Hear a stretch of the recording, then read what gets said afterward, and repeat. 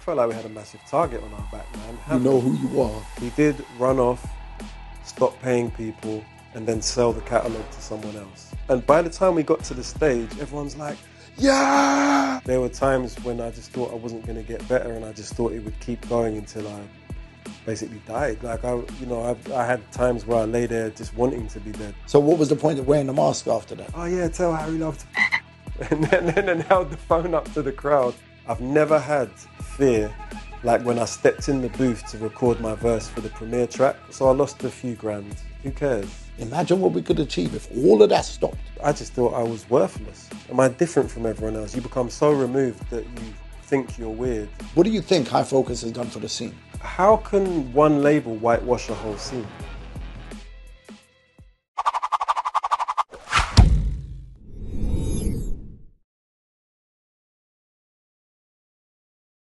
With the experience of multiple independent record label dealings, a world of releases and collaborations, member of probably the most recognized underground UK hip-hop group for over a decade, you're going to get to know my guest today like you've never known him before. But before we begin, please subscribe to the channel, click the bell to receive the notifications, like, share, and get involved in the comment section below. And now, on today's DocuChat, we have High Focus artist and 4 Owls member, the silent assassin that is Verb T. What's going on, bro? What's happening, man? How you doing? I'm good, man. I like that too, silent assassin. You know what I mean? You mentioned that before. No one's ever called me the silent assassin before, but I am the silent assassin, you know. So you know what I can see coming from that? Yeah. It's a new album called The Silent Assassin. Maybe. You know, it's a thread. I have to, with a full project, I have to find the thread to go all the way through. But yeah, I could start telling that story and having little spin-off episodes featuring the silent assassin, yeah. But first things first, bro. Yes. You don't look like a rapper. You don't look like a rapper either, though, bro. Like, what's a rapper supposed to look like? Eh? Exactly. Yeah. Should we discuss that for a second? I reckon. I mean, I think you've got to have a chain. You've got to have 2 noses. You got to have like 3 ears, 7 fingers on each hand. No, I don't know. What do you reckon? What I used to really enjoy was going into situations and pulling faces like I'm not enjoying people's rhyming and whatever, and they're going, "What, you think you can do better?" You know? And then I start rhyming and they're like, "Oh shit." It was always interesting not to look like the rapper, but then to be the rapper. Okay. Or MC. You ever have those experiences? Not so much. Like I was a little less mischievous than you probably. Okay. Like in my approach. I mean, I was just I would be quiet. I was the silent assassin, to be fair. You know what I mean? I was. That is a pretty astute observation, I guess, in that respect, because I was very quiet, but then when I get on the mic, I was ready to go. So maybe, my thing was people thought I was too quiet to be a rapper, but then I reckon that's probably the same for not all MCs, but a lot of MCs probably have that duality, you know, where they're quite quiet and introspective, but then when they get on the mic, they have a lot to say. So that was more my approach in those situations. You know what? For anybody out there who's always been kind of like, what does a rapper look like? You're looking at 2 right here. This is what rappers look like. Just normal, ordinary human beings that throw verses down. That's it. Mm-hmm. You know what I mean? Yeah, that's right. Let's go straight into, like we've done with that and whatever, but I want to really find out about your background. I want to get to the nitty-gritty. Who is Verb T? What's your background? Your upbringing with family? How do you get into the music? All that kind of stuff. Where do you want to start? Well, I guess my earliest memories are good, and specifically my earliest memories of music would be a good place. But my earliest memories so my parents were quite young, not super young, but I had young parents. My mum is an artist, my dad a producer, musician. So that was always in my environment, the creative elements, and music was always in my environment. My earliest place I lived was southeast London, just off East Street in the Browning Estate. And I remember just being a kid there.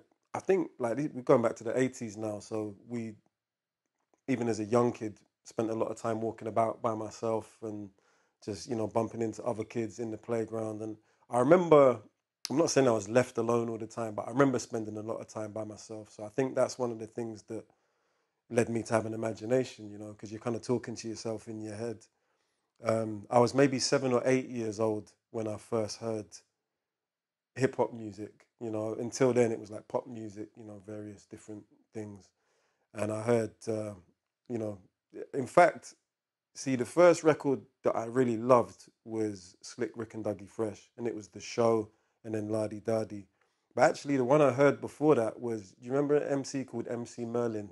Oh, come on. I was partners with Merlin. You were? Me and Okay, Merlin were so partners. We were tearing up South see, East I London. should know this. Yeah, you So should. anyway, there was a song. It wasn't his track, but he featured on a track. Yeah, is it Who's in the House one? Right. The chart one, Yes, right? yes, yes. So obviously I'm a kid, so I don't have access to all the hip hop that's going on. But anyway, so yeah, that Who's in the House, right? That was in my dad's record collection along with Slick Rick. So that is the first example of MCing that I heard, and it hooked me. And so that Who's in the House, I had it on repeat when I first heard it. And then there's something about the La Di Da Di track though.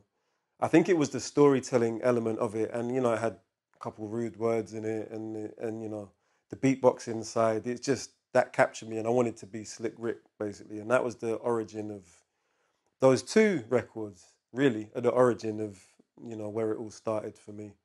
And then, you know, just again, I just remember a lot of times just with friends, like we used to play music together, make our own radio shows. Like we had the cassette recorders with the little mic on it, and you know, just practice our rhymes and stuff, and then just do shit like, you know, jump on the train, get off at every stop, and go exploring. You're talking about like when we're like 7, 8, 9, 10, just, you know, that sort of thing. So I kind of had an adventurous sort of streak in my head, and yeah, I don't know, I didn't think at that point that I would be involved in music as a career. Obviously, it's just I wanted to be a footballer. Then I thought, you know, that was another passion of mine when I was a kid. But yeah, the music really stuck, and I don't think I ever really stopped wanting to be a rapper from that point, and thinking about music and writing down ideas. And it's just something that's continued to this day. Do you know what I find crazy is you're talking about E Street, Yeah, right? yeah, And I used to hang out there because I had a couple of friends there, Ricky, Michael, you know where you were. yeah. And I used to hang out there a lot. So I'm thinking at some point our paths may have already crossed without even knowing. Yeah, I mean, if you were there all the time, I have no doubt, because I lived in that house probably until the age of about 10 or 11, like that flat there. And then I used to, every weekend I'll be on East Street Market. I'll buy my cassette tapes from, there was a little place down there. And so, yeah, I mean, if you were there on the weekends, I would have walked past you without a shadow of a doubt. Yeah. You said your mom was an artist and your dad was a musician. Hmm. What kind of artist? Are you talking paintings, drawings? My mum's main thing, she's made sculptures, so sculptress. But she did paint, does still paint, and yeah, all different disciplines, but mainly sculptress was her main thing in terms of art. So, you know, I remember there'd be sketchbooks all over the house. There'd be art materials. You know, her sculptures would be in the house. So I think, without realizing it at the time, all that sort of thing is very inspiring, because you're absorbing art and you're in someone's creative field. You know, it is kind of there's a reason why people follow on from these things when their parents are creative, because you absorb it and it becomes part of who you are from a real early age. And that's definitely what happened to me. And there's the other side. I mean, if you look at my story, Yeah. none of my family was into music. So how the hell did I get into music? Well, yeah, there is that's true though. It does work out like that sometimes. Like why do you think that happened with you? Did you purposefully go in the other direction, or do you? No, you know what? I was actually separated from family, but I just remember that, you know, when I started doing the music, they were all like, what the hell are you doing? That's not what we're paying for your education for. I wonder, what do you think you would be doing if you weren't in that creative environment? It's really tough to say. I mean, probably something in like statistics and analytics, you know, like maybe risk assessment or some shit like that, because I like looking at statistics and a bit But being from E Street, you could have become a bank robber as well and stuff. yeah, maybe, like, you know what I mean. If I'd have had the right mentors, I could have been a bank robber. Yeah, but I mean, the the only things I can remember ever wanting to do was football as a really young kid, rapper, and the only other thing was get into making film, as a script writer so it was all really Always creative, creative. always creative pursuits. But yeah, if you take away the creativity, I don't know, like stats analyst or something like that, maybe. You mentioned to me in a recent conversation that we had that you also lived in Los Angeles. Well, my dad moved there when I was 10, so I would go there several times a year.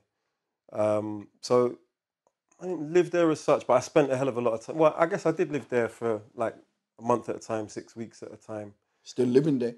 It is, yeah, no, for sure. And it was a massive part of my growing up and also my development as an artist. I was too young to go to concerts and stuff when I was out there. But, I went to all the record shops. I was listening to like Sway and Tech and all the different hip hop they had on the radio there.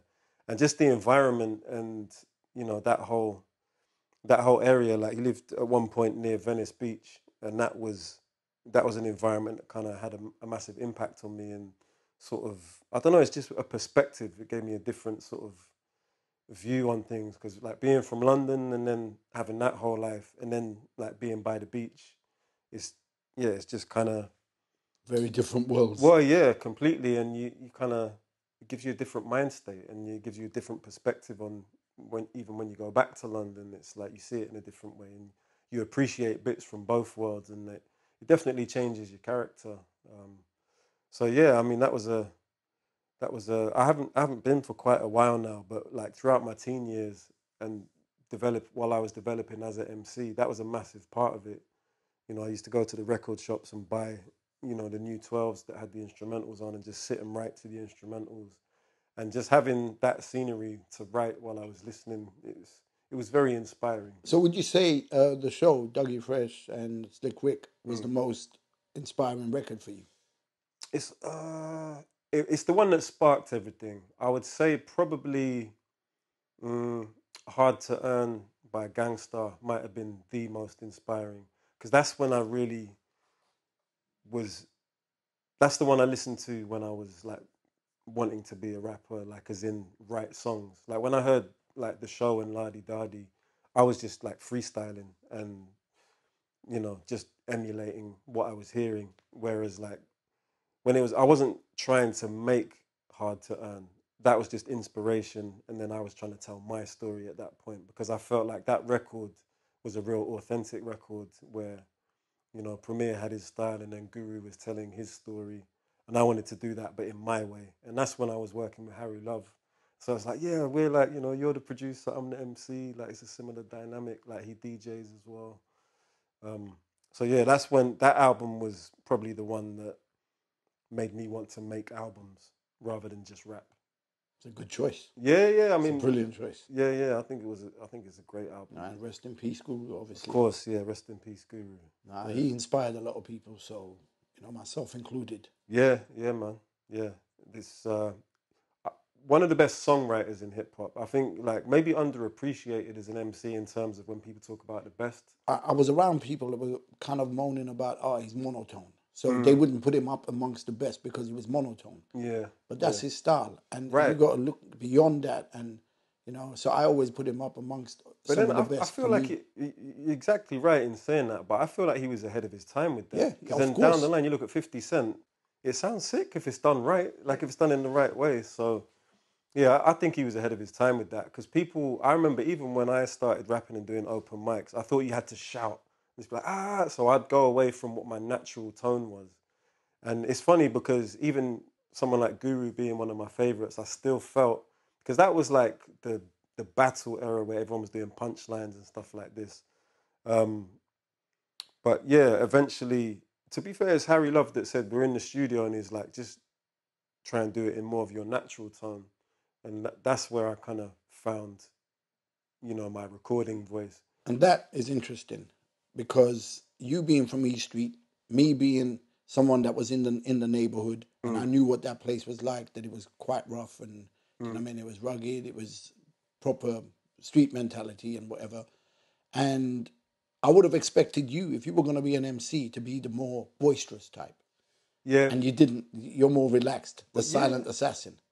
One thing about that, I was quite young when I was in that environment. So, you know, and I think it's also, I was loud at times, but my personality was more of an observer. And I was always a little bit of a loner at heart too, which is something to this day. It's We'll not like, talk about that as well. right, yeah. Well, because I just always liked having time and space by myself, even as a kid, because Autism? maybe, maybe. I mean, I don't know. I don't know. I've never checked. I've never been been diagnosed. But yeah, I guess, you know, I think with the creative mind is quite similar in certain ways because you kind of lock in and you focus, right? Um, but yeah, then after that, I was in Stockwell, and then teenage years Ladbroke Grove, and then after that back to Stockwell's, and um, yeah, man, I again I would sacrifice going out a lot to sit and write at home. You know, I was kind of, we were talking about this before actually. You kind of have to be all in, and I always wanted to be all in, even when I had a day job and I was working 6 days a week. I was still all in as an MC. Whenever I wasn't, even when I was at work, I'd be like writing. Is there not the danger of being all in with your creative side, but then all out with the rest of the world where, you know, Yes, you need the yes, balance?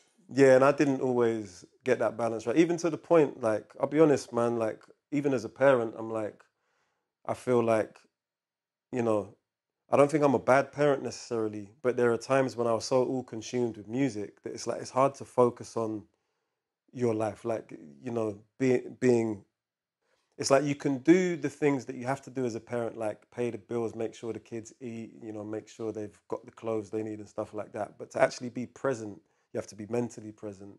And I think at times music took me away. But like with my kids, obviously, I made that a priority to try and balance. Whereas with day jobs, I was like, I can't be fucking bothered with this shit. I'm just going to show up and just do the bare minimum so I can go home and make music. But yeah, Harry Love, Mm. how did you meet and where did that take you to? Well, man, so we met, we were both like maybe 11 years old. So this is when I just moved, uh, you know, just right near to Ladbroke Grove train station and on the, like the Portobello. And he was right across the road from me. And our parents had met.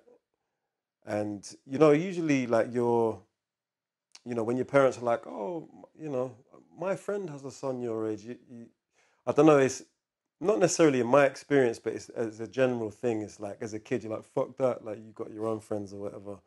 But I ended up meeting Harry, and we just first thing we did was just like play computer games, like listen to music. So we were like kids, and then we both started getting into. I was already into hip hop, but we started getting into wanting to make hip hop at the same time, and it just went from just a normal kid friendship, like to, you know, he started DJing and got really good really quickly. He's just a prodigy. And this is the fun. See, I told you. So this just reminded me actually. So there's this one time. I don't know exactly what it was. You were on tour, and he was meant to be playing at the show. I think at this time he was maybe 15.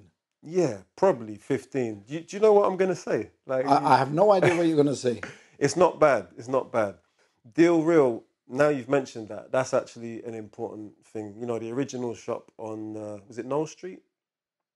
I don't I remember think the I'm street. pretty sure it was Knoll Street I don't in remember. the West End anyway. Like, and that was a hub where me and Harry used to go there. Like, you know, Shorty Blitz was in there at the time. Tony Vegas, Pete Bond, Sarah Love was in there at one point. Harry even worked in there a couple of days, and that was where that's where I met you for the first time. And I remember, you know, someone introduced me and Harry to you, and they're like, oh yeah, these guys have just started making music, and you're just like, I wish you the best with it. You know what I mean? You kind of just cool. And you know, back then we were like, anyone that had a record out, we were like, you're superstars. You have records out on these shelves in this shop that we love, you know. But that's where, you know, we really kind of connected with people and met just what was to us the scene at the time. It was obviously wider than just the people that were in that shop, but yeah. So from there, it was, I think it was Pete from Deal Real that first let Harry use a sampler. So it's in the basement, And he made a demo beat then, but then he took it back to his, and we made a track with Essa. And that's the first actual song I ever made. It was called Some MCs. And to be honest, at that point, Essa was already, it went by Young Gun at the time, already fucking sick. And I was still kind of learning. So when I listen back to that track, it's like I kind of had a style and flow, but I wasn't on the level to what he was doing. So that's things like that really made me want to step my game up. And then, yeah, you know, I kept writing. Harry kept making beats. And I think Harry, he was a prodigy, man. He was just good straight away with the beats as well as the DJing. But for me, it took a while to really get to a point where I thought I was good enough. Then when we got to the age of 18, that's when we had our first single out with Kid Fury. It was called Illyrical Behavior.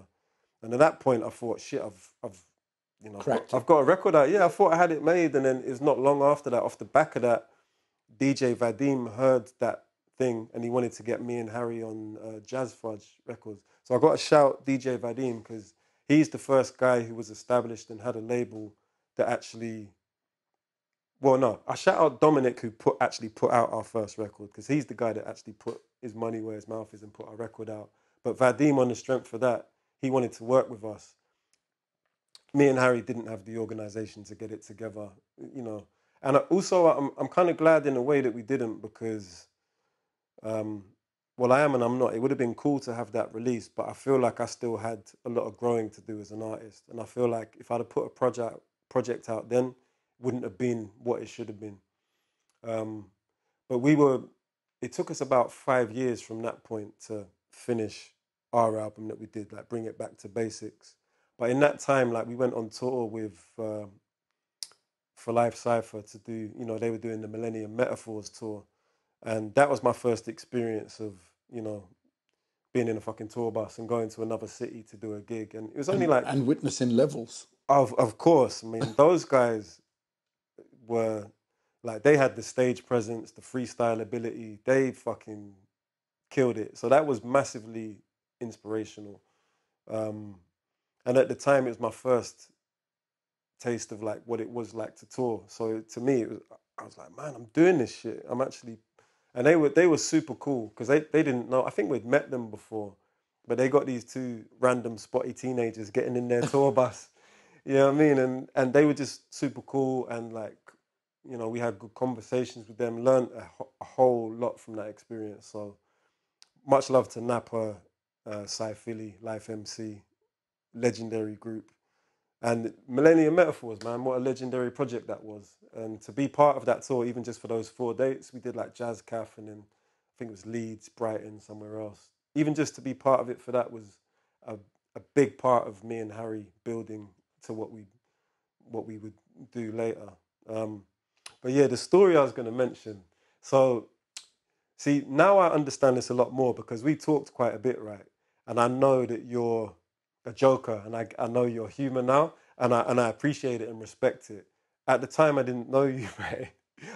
All I knew is that I met you before and you were cool. And Harry was meant to be on one of your shows. And I think for whatever reason, he just didn't show up to the gig. And I think, you know, you jokingly had got the crowd to say, oh yeah, tell Harry Love to piss off. And then held the phone up to the crowd. But then to me, so I'm 18 at this point, right? So I'm like, fuck him, man. So I actually wrote a diss for you in a song. I want to hear it. I'll try and find it for Find you. it. Let's put All it I out. remember from the lyrics is something like, the people that said your show sucked told us, don't deny it. Like some, you know, it was, but in the same, this, just to give you a little, it was never any type of deep thing. But obviously I'm like, no, because it was like the battle rap era. And not as in don't flop battle rap, but as in like battle lyrics. So every verse was, you're this, you're that, you know, like, fuck you, da da da. And I guess like, you know, the Eminem sort of rap Olympics era where it was all punchlines and shit for a lot of underground MCs. But we were, I wrote whatever lines for you. But then in the same track, I was dissing the streets, I was dissing Oxide and Neutrino. And just because I thought like, you know, I've just got to come out and kill everyone. But obviously, soon after recording that, I was like, no, I can't do that. I don't even know these people, and Not only that, bro. When you do something like that, then you wake up a few dragons. right, exactly. And you got people like people don't play around, and so but the reason I mentioned the streets is because I had seen something about him dissing UK hip hop and UK rappers, and also he was being talked about as the best rapper, and I was like, no, you got people like fucking Kalashnikov, Chester P that are like lyrically amazing. This guy's not the best rapper. So, and I was young, I didn't really understand how things worked. So now I look back and I'm like, I've never been a fan of the streets music, but he gave his piece to UK music and did something, and that's cool. I respect it, and I didn't like some of the comments he made, but it's like whatever, man. I was just like, but at the time I was like, you're fucking shit. Oxide and Neutrino is something so basic as a magazine said they were one of the best rap groups. I was like, they're not the best rap. And by the way, I didn't say anything deep about these people, but I wrote a diss track. And because of what happened with that, now I know now, obviously, you're just joking about it just in a friendly way. But at the time, I was like, no, you're dissing my DJ, fuck you.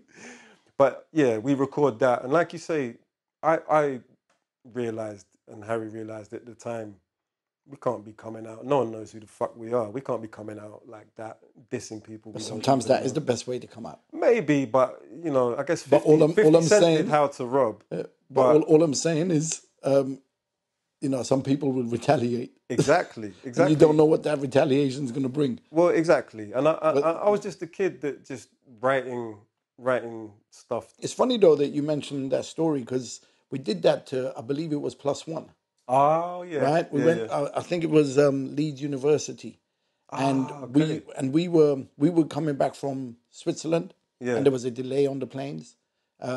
We caused up a storm at the airport, managed to get on the flight and whatever, and get there, but we got there late.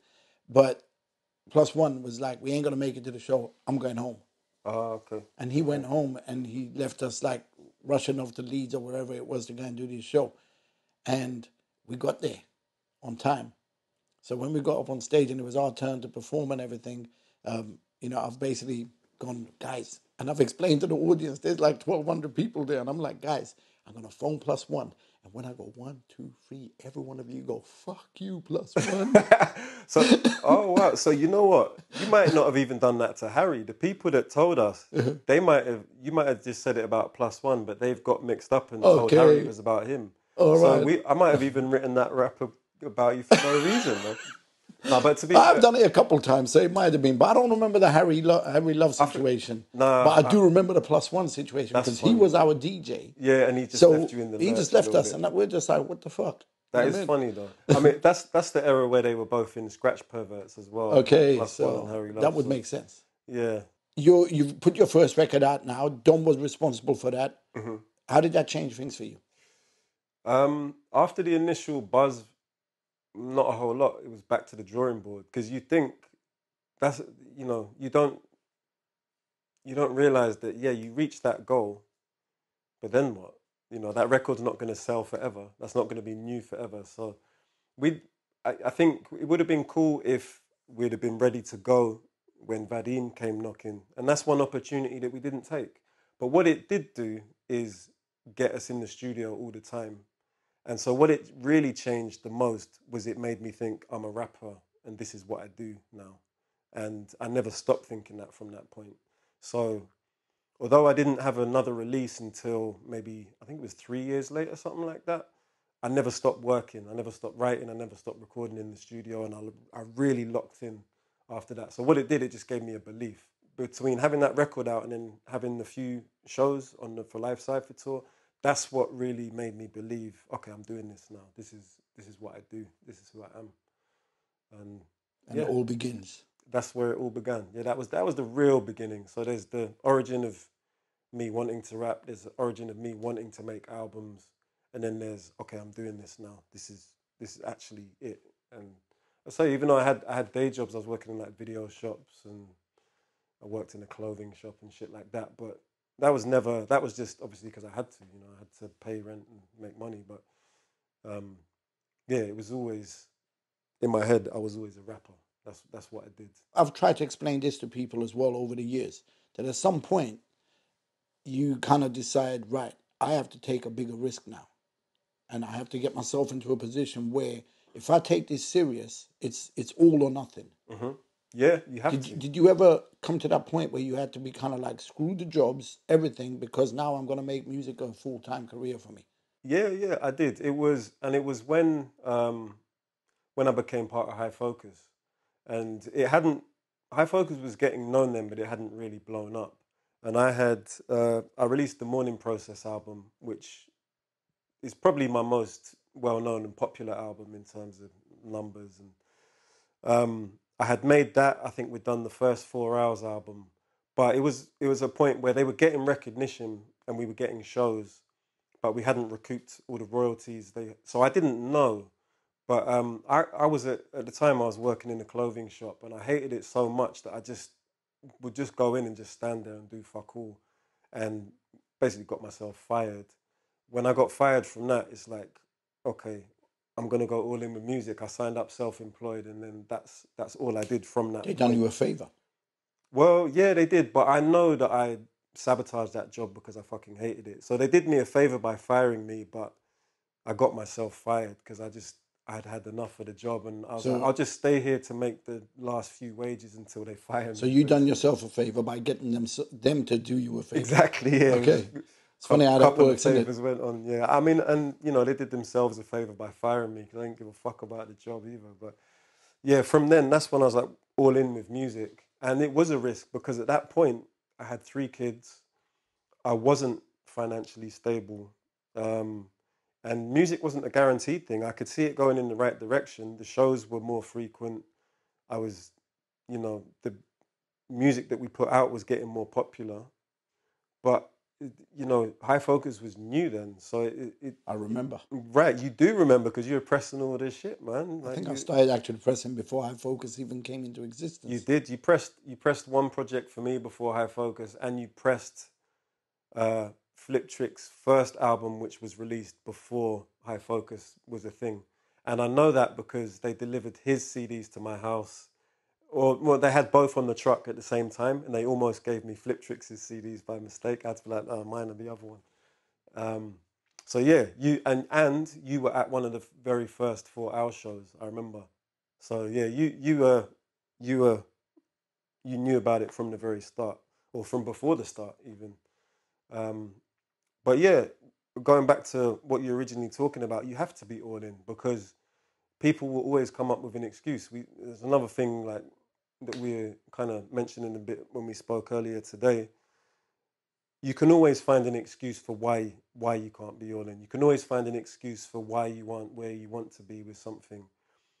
But they are just excuses, like and I'm not saying that they're insignificant. People might have real barriers in their life that prevent them from being all in or doing what they want to do. But if you really want to make it in a creative industry, there's no other way than to be all in. And that doesn't mean quitting every other job. It just means your mental focus needs to be 100% with what you want to make your reality. That's the difference between success and failure. Yeah, you have to put that work in, and it's. Imagine making excuses because you succeeded. I mean that even hurts my head. You saying that, man? Very early on, you did a track called Delusion. Mm-hmm. Yes. Why that title? I mean, you're young, you're in the game, pretty new, fresh. It was. So that was the first single from me and Harry's album. So I guess it would have been like maybe 2005, 2006. But you're seeing a lot of deluded people and whatever, and just thought, what, let me write about it. I think that came from being an observer of everyone talks themselves up. Was that you included? I'm sure at times I did, yeah. But I was, as I say, I talk myself up when I'm on the mic. But like when I talk to people as a person, I don't think you have to carry that same. No, you keep thing. yourself humble, innit? Yeah, and you just relate to people as a human being. Like sometimes you'll meet people and they'll want to tell you the reason why they're the best, and it's like, can we not just have a conversation as human beings? And I saw there was a lot of delusion, but it wasn't just about the music industry. It's just about people lying to themselves in general. And it was kind of an accidental chorus, but it came from the subconscious. So it was something that I was witnessing and seeing in a lot of people. And as I say, not just in the music industry, but definitely in the music industry too. So lying to themselves, basically faking it without making it. Yeah, well, yeah, exactly. And pretending that they had made it when they hadn't. And it's like, but if you think you've made it when you You know haven't, who you are. well, but it can have, people say fake it till you make it, right? But then it can have the opposite effect where you think you've made it when you haven't made it, and then you just stay where you are. Whereas if you see that, no, I have more growing to do. So that's what I was getting at with the song, I think. And it's from a young perspective, but I think the hook is like, when you hold on so tight, you lose your grip. And it's like trying to, you know, you're trying to hold on too tight to something, but really there's nothing there. The person that I've always known has been level-headed. So, where did that come from?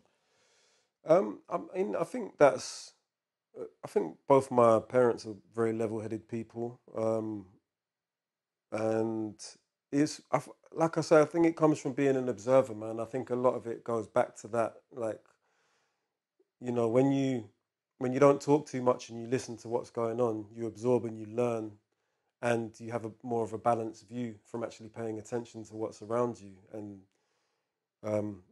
yeah, I mean, I think that's what it is, and I always felt like if I get too carried away with where I am at any given point, then it's gonna stop your progression because you get lost too much in the moment. It's good to be in the moment, don't get me wrong, but you can't be too much in the moment because life keeps moving. It doesn't stay in the moment. So yeah, I guess just realizing that early kind of helped me have quite a balanced perspective on things and not get too carried away. But we all get carried away sometimes. But We have to. yeah, I mean, you got to have fun in life as well. Yeah, exactly. But, as you're talking and some of the conversations that we've had recently, I've realized that me and you have actually quite a lot in common. Yeah, yeah. Yeah. I feel the same, man. Yeah, I feel the same. Part of it being the recluse, Mm-hmm. the guy that just basically likes to be on his own, getting on with what he's doing and whatever. Yeah. I mean, I've had people say to me, "Are you sure you weren't autistic as well?" And I'm a bit like, never know. I mean, yeah, I guess we're probably both on the spectrum somewhere, right? I think all of us are. But yeah, I mean, I feel like, all the creative people I met have similar traits. Yeah, there's similar traits, man. There's a little twinkle in the eyes. There's a little something going on, and it's, yeah. And we're misunderstood quite a lot as well. Definitely, yeah. It's easy to, because, like, we might phrase things in a different way that people don't, that people take the wrong way, or yeah, it can be misunderstood too, for sure. Sometimes when you feel you need to talk to somebody and you end up talking to yourself in the mirror. Did you ever do that? Yes, but not in the mirror, just in my head. Like, yeah, I'd never talk to myself in the mirror, but I'd have like full on conversations in my head with myself sometimes. And when I was younger, like, more going back to when I was a kid, I would, I'd act like I was interviewing myself. So, like, in my head, I'd have the voice of the interviewer, and then I'd have me. That was part of me imagining being a rapper as well when I was older and being interviewed about my music. I'd be like, yeah, I wrote that song when I was thinking about this. And then in the head, so, oh, then after you wrote the song, how did the recording session go? Well, what I mean? I'll be having playing out this whole thing in my head. So yeah, I don't do that anymore. Yeah, right. Yeah, it's something we do by accident, shit like that. I think, you just get lost in. I'm a fantasist in a lot of ways. I think as a creative person, You have to be. Yeah, because you are trying to create whole worlds. So It's different when you're a fantasist and you convert it into reality. yeah, And then when you're yeah, fantasizing until you're 75 years old and still think you're going to be the biggest rap star in the well, world. yeah, there you go. There you there's go. a difference. Yeah, those same interviews I had with myself, I actually had in real life. Okay. Too, so There you go. There you You made it work. yeah, Right. And talking of making it work, see, I'm the kind of person where I feel like if you have a plan A and a plan B yeah, and a plan C, then chances are you're already planning to fail. Right? yeah. I mean, So yeah. when I was doing what I was doing, Yeah. I had one plan. Mm-hmm. It was plan A. and I stuck with that plan. No matter what anybody said, I went on. So did you ever have backup plans, or did you just make one plan and go, this is it? Once I decided I wanted to do music, that was always it. So no plan Bs. No plan B. I mean, I guess I wanted to expand and do stuff with film as well, potentially, but But really, that's not really a plan B. That's an no, extension of plan yeah, A. exactly. So there was other things I wanted to do, but it was always an extension of the one plan. Yeah, definitely. I never thought, if I don't make it, I'm going to train as a plumber and you know, careers that are good careers, man. Like if you could be self-employed as a plumber or a builder, these can be sick careers. But it was just that was never my plan. I never had anything like this. It was always music and an extension of what I can do after music, and that's still what it is now. In the introduction, I said that you've had quite a varied experience with different record labels and so on, independent Yes. record labels. Yeah. So, do you want to reel off some of the names of some of the record labels that you've actually worked with? 'Cause I know there was a time because I was doing CDs for Silent Sounds, which is where I think I first Yeah. met you. So, I mean, Ape Man was the name of Dominic's label who put me and Harry's first single out. So I shout him out because that's my first ever record appearance. Silent Sounds was who put me and Harry's album out. They were really good people, and I think Talking about Matt. Matt, I think, worked as part of their promo team. So I guess that may be who you dealt with Yeah. from the Yeah. collective. But it was Bob Gallagher and Joe Oman. They were the people that I remember dealing with, and they really believed in, actually taking UK hip hop artists from that scene. They did a skits project. They did me and Harry's project. I think their timing was unfortunate because it's when physical sales kind of fell off the map, and it was that in between era where digital hadn't really taken over and everyone was just getting shit off LimeWire, and it just hadn't really built back up yet. But I think they did a good job with the release. They helped us realize our vision. They helped us, get visuals done and press up vinyl and stuff like that.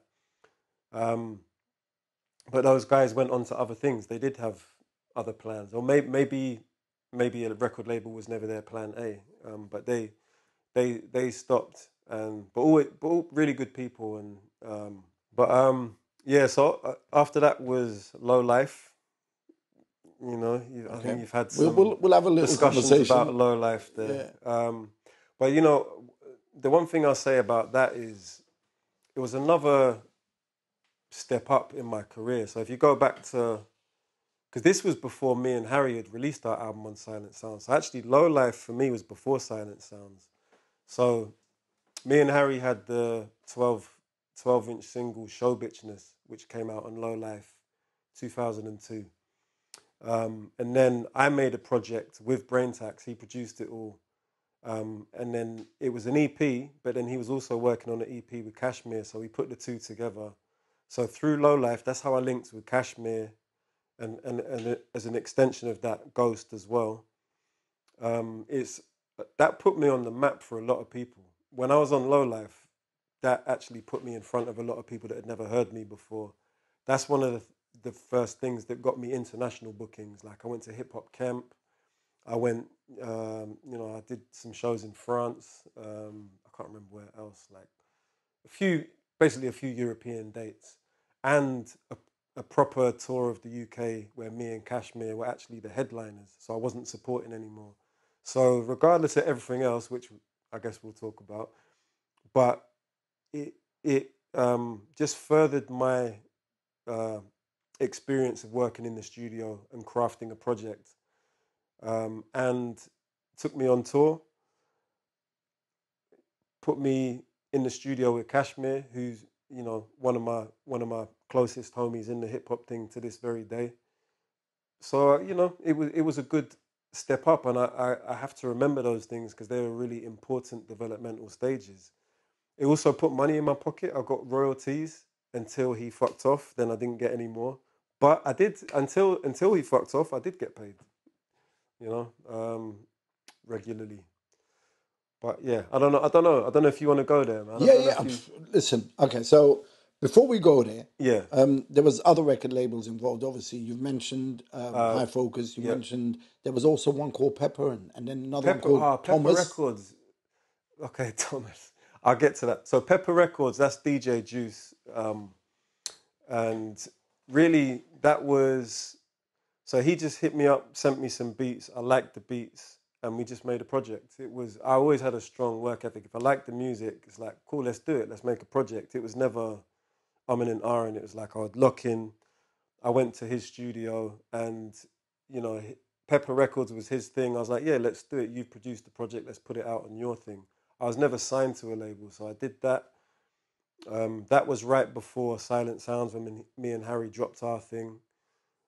Thomas Records was just me. That's just me pressing my own. So it was never it was kind of a joke. It's like, that's my name, Thomas, right? So I was just like, yeah, Thomas Records. And I put out a project called Verbs with a Vengeance, which I guess that was during what people call the mixtape era. So that was kind of like my mixtape. It had a lot of different producers on there. It had like 20 tracks on it, a lot of different things. But the thing I liked about that is that that's the first time I had been executive producer and put it all together myself. It's the first album to feature my production.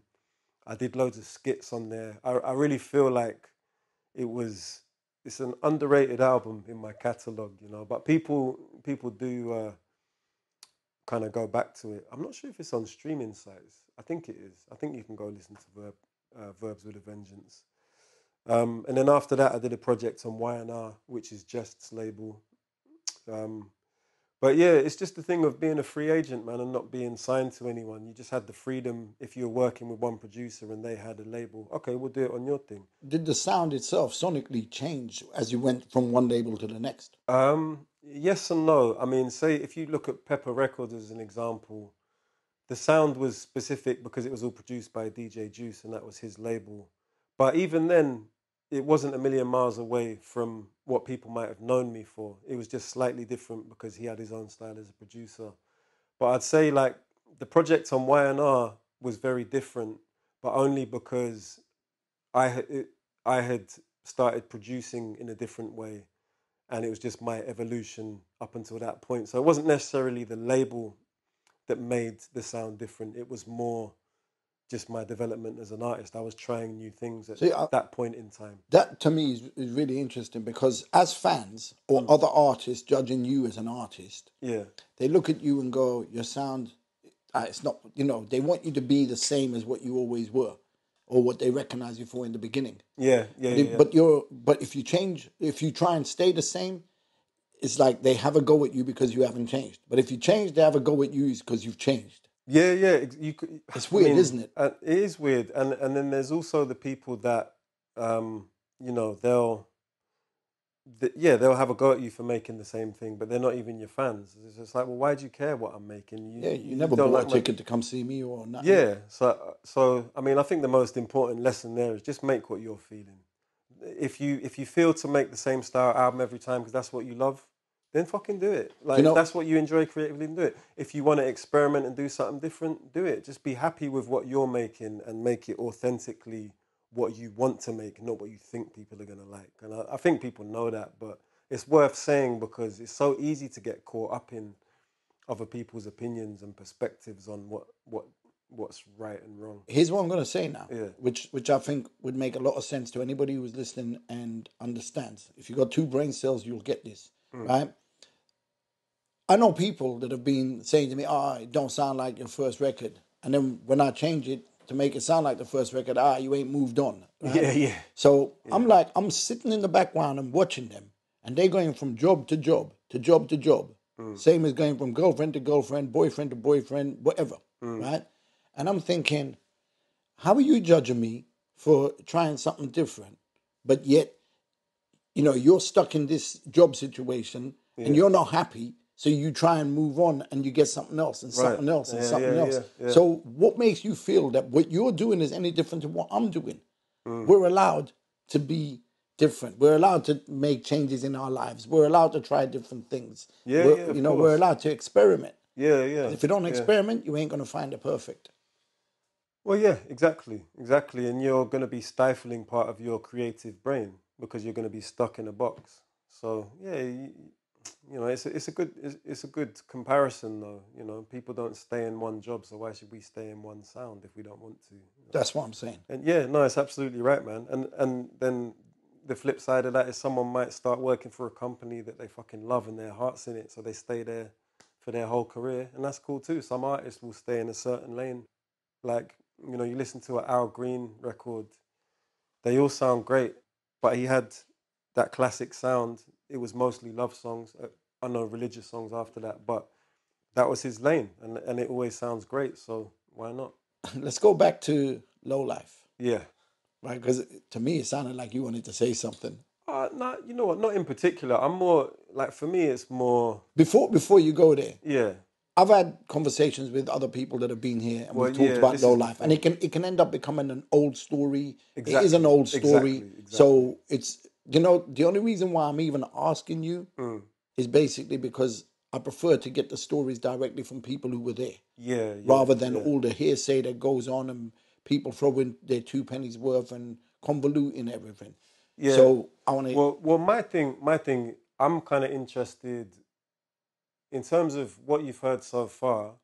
Is there anything in particular that it would be interesting for you or your viewers to get my perspective on? Because I'm really, I'm. It's as simple as this for me. I take the good that it did for my career, all the shit, like any money that he may owe me, I don't care about it anymore because it's long gone, and it wasn't even that much because I wasn't. Someone like Skinny sold a lot of records, right? At that point, I sold it enough to see royalty checks, but I'm not the same. I wasn't doing the same numbers as like Skinny. So he has more of a legitimate issue, right? In my opinion, than I do. So I just take what positive things that did for my career. I think, to be fair, I think, Brain's fucking off and not telling anyone he was going. I don't know his reasons for doing that. I don't know. There's a lot of hearsay. I'm only going to talk about what I know for certain. And what I know for certain is he left and then I had no communication. I was told that he sold the catalogue on. It appeared on streaming sites. It's now been taken off. So whoever did own it is no longer making money off the releases. So I'm cool with it. Like no one's making money off the low life shit I did now. It helped me elevate to the next step of my career. That's all I really care about, man. So if there's anything like in particular that it'd be cool to get my perspective on, I'm happy to talk about it. But other than that, it's like, I think you've taken a mature approach, but the thing is, you're in a position where you can evaluate that situation and go, okay, the favors it did me put me on other platforms, yes, which made me, like he didn't give me a sandwich and say eat the sandwich. He gave you the opportunity to make more sandwiches for definitely, yourself. definitely, yeah, So your perspective of it is, I think, a mature way to look at it. However, like you said, everyone's situation is different. exactly. What happened to Skinny shouldn't have happened. What happened to Right, Task Force exactly. shouldn't have happened. Yeah, and this is the thing I say. Even Harry Love, like say Harry, Task Force, particularly Task Force and Skinny Man. I think like and maybe Jest as well. What Like about My Stiggy? my Stiggy too. Yeah, yeah. I mean, all these people have legitimate issues. So me taking this approach doesn't mean that I think other people have to feel this because other like my Stiggy, for example, he used to do live shows with Brains, and he kind of made his live show good, in my opinion. That's just my personal Come on, you opinion, ain't gonna get a better character than My Stiggy. right? And like Brains, whatever good artist, I don't think he had the livest show. So him bringing Mice on board actually injected some energy there, So my whole thing is, yeah, that's how I've chosen to take it myself. But people have really legitimate issues, and they're not talking shit. They're not lying, So yeah, everyone has their own story to tell with it, and he did run off, stop paying people, and then sell the catalog to someone else, who then made money off it, put it on streaming platforms. When none of those contracts said anything about new media, the shit I signed did not say we own it in perpetuity. I think it was a 10-year thing, or at least it didn't have anything about future media. So all the iTunes sales and streaming stuff, that was put there without agreement of the artist, and it's been taken off all those platforms now. So that's a good thing. What I like is that you're not holding grudges. Yeah, there's no point. Like I have my opinion on. I think he's wrong for doing what he did, Brains, like, and going about it in the way he did. Do you remember your feelings when it first happened? Um, I was caught up in life, so it's like I remember it happening, but I don't really remember having much of a reaction to it. And then I guess as time went on, I was like, oh, right, he's really fucked off and I'm not seeing royalties anymore. But even then, it's like I had moved on. I was making new projects. I was working with other labels. I was doing shows. So it's like life, and I had kids. Like I was, life moves quick. So I was never caught up in it. I've heard other conversations where people are saying they never got paid, Yeah, but you're saying that you did get paid until before. until he left the Yeah. country. Yeah. So I got royalties. I So think it's why weren't the others getting paid? I don't know. Like, so I feel like maybe some people might have sold, uh, like just got a one-off chunk of money for an album. And you think maybe they misunderstood the deal, the arrangement? Not necessarily, but I think even if that is the case, and I see, I don't know that to be fact. But I'm saying like I vaguely remember that being something that was talked about at the time. I mean, not since. And I think even if that is the case, you can't just buy an album and then just sell it forever. If it, because the contract wouldn't include new media. The contract wouldn't include. How could it include streaming that hadn't even been invented Yeah, yet? that's the problem, isn't it? Right. So people selling it on iTunes, low like let's take Council of State of Mind. There was no fucking iTunes. So how are you selling shitloads of copies on iTunes when that can't have been agreed because iTunes didn't exist? So even if those record sales was agreed, okay, well, you give me this amount and I'll give you the album, that doesn't account for how much money that album made. And so they did Skinny wrong on that because he made a classic, like a real classic album, and it's kind of been tainted a little bit by that. But that's how I feel about it. I think they should have really done right to him as an artist because of how much he gave them by giving them that album.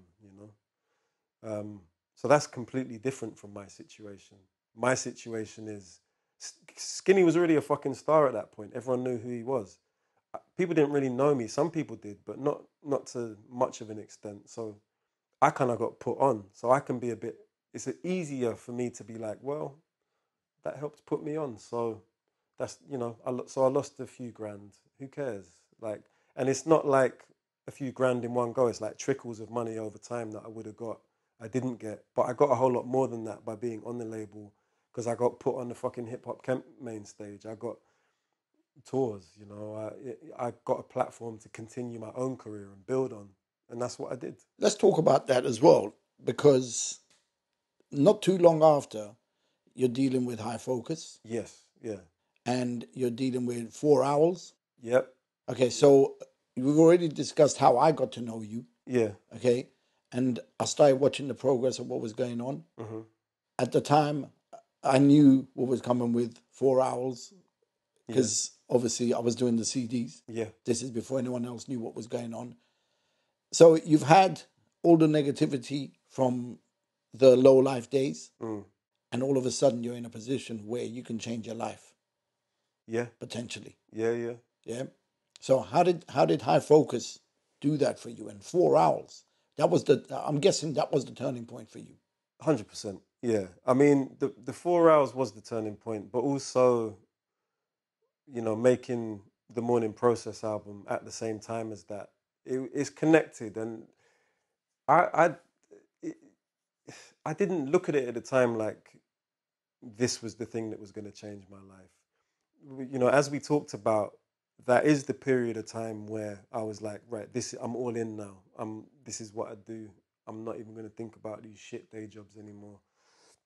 But with the 4 hours, I thought that it was just going to be a one-off album, and then we'd maybe do one tour, and You didn't realize then where it was gonna. I had no idea. And when I really realized it, it's the first show we did in Bristol, and we only had the first album out by then. It had been out maybe a few months, I guess.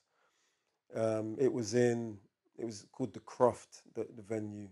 It was sold out in advance, like quite far in advance. I was like, oh shit, it's sold out. Like, not massive, it was like maybe 300 people. But at that point in my career, that was a big deal that it was sold out far in advance. But what really made me think, oh shit, we've got something here is, so we used to be a bit funny about wearing the masks. I was like, oh man, this is just silly. I don't want to wear this mask on stage.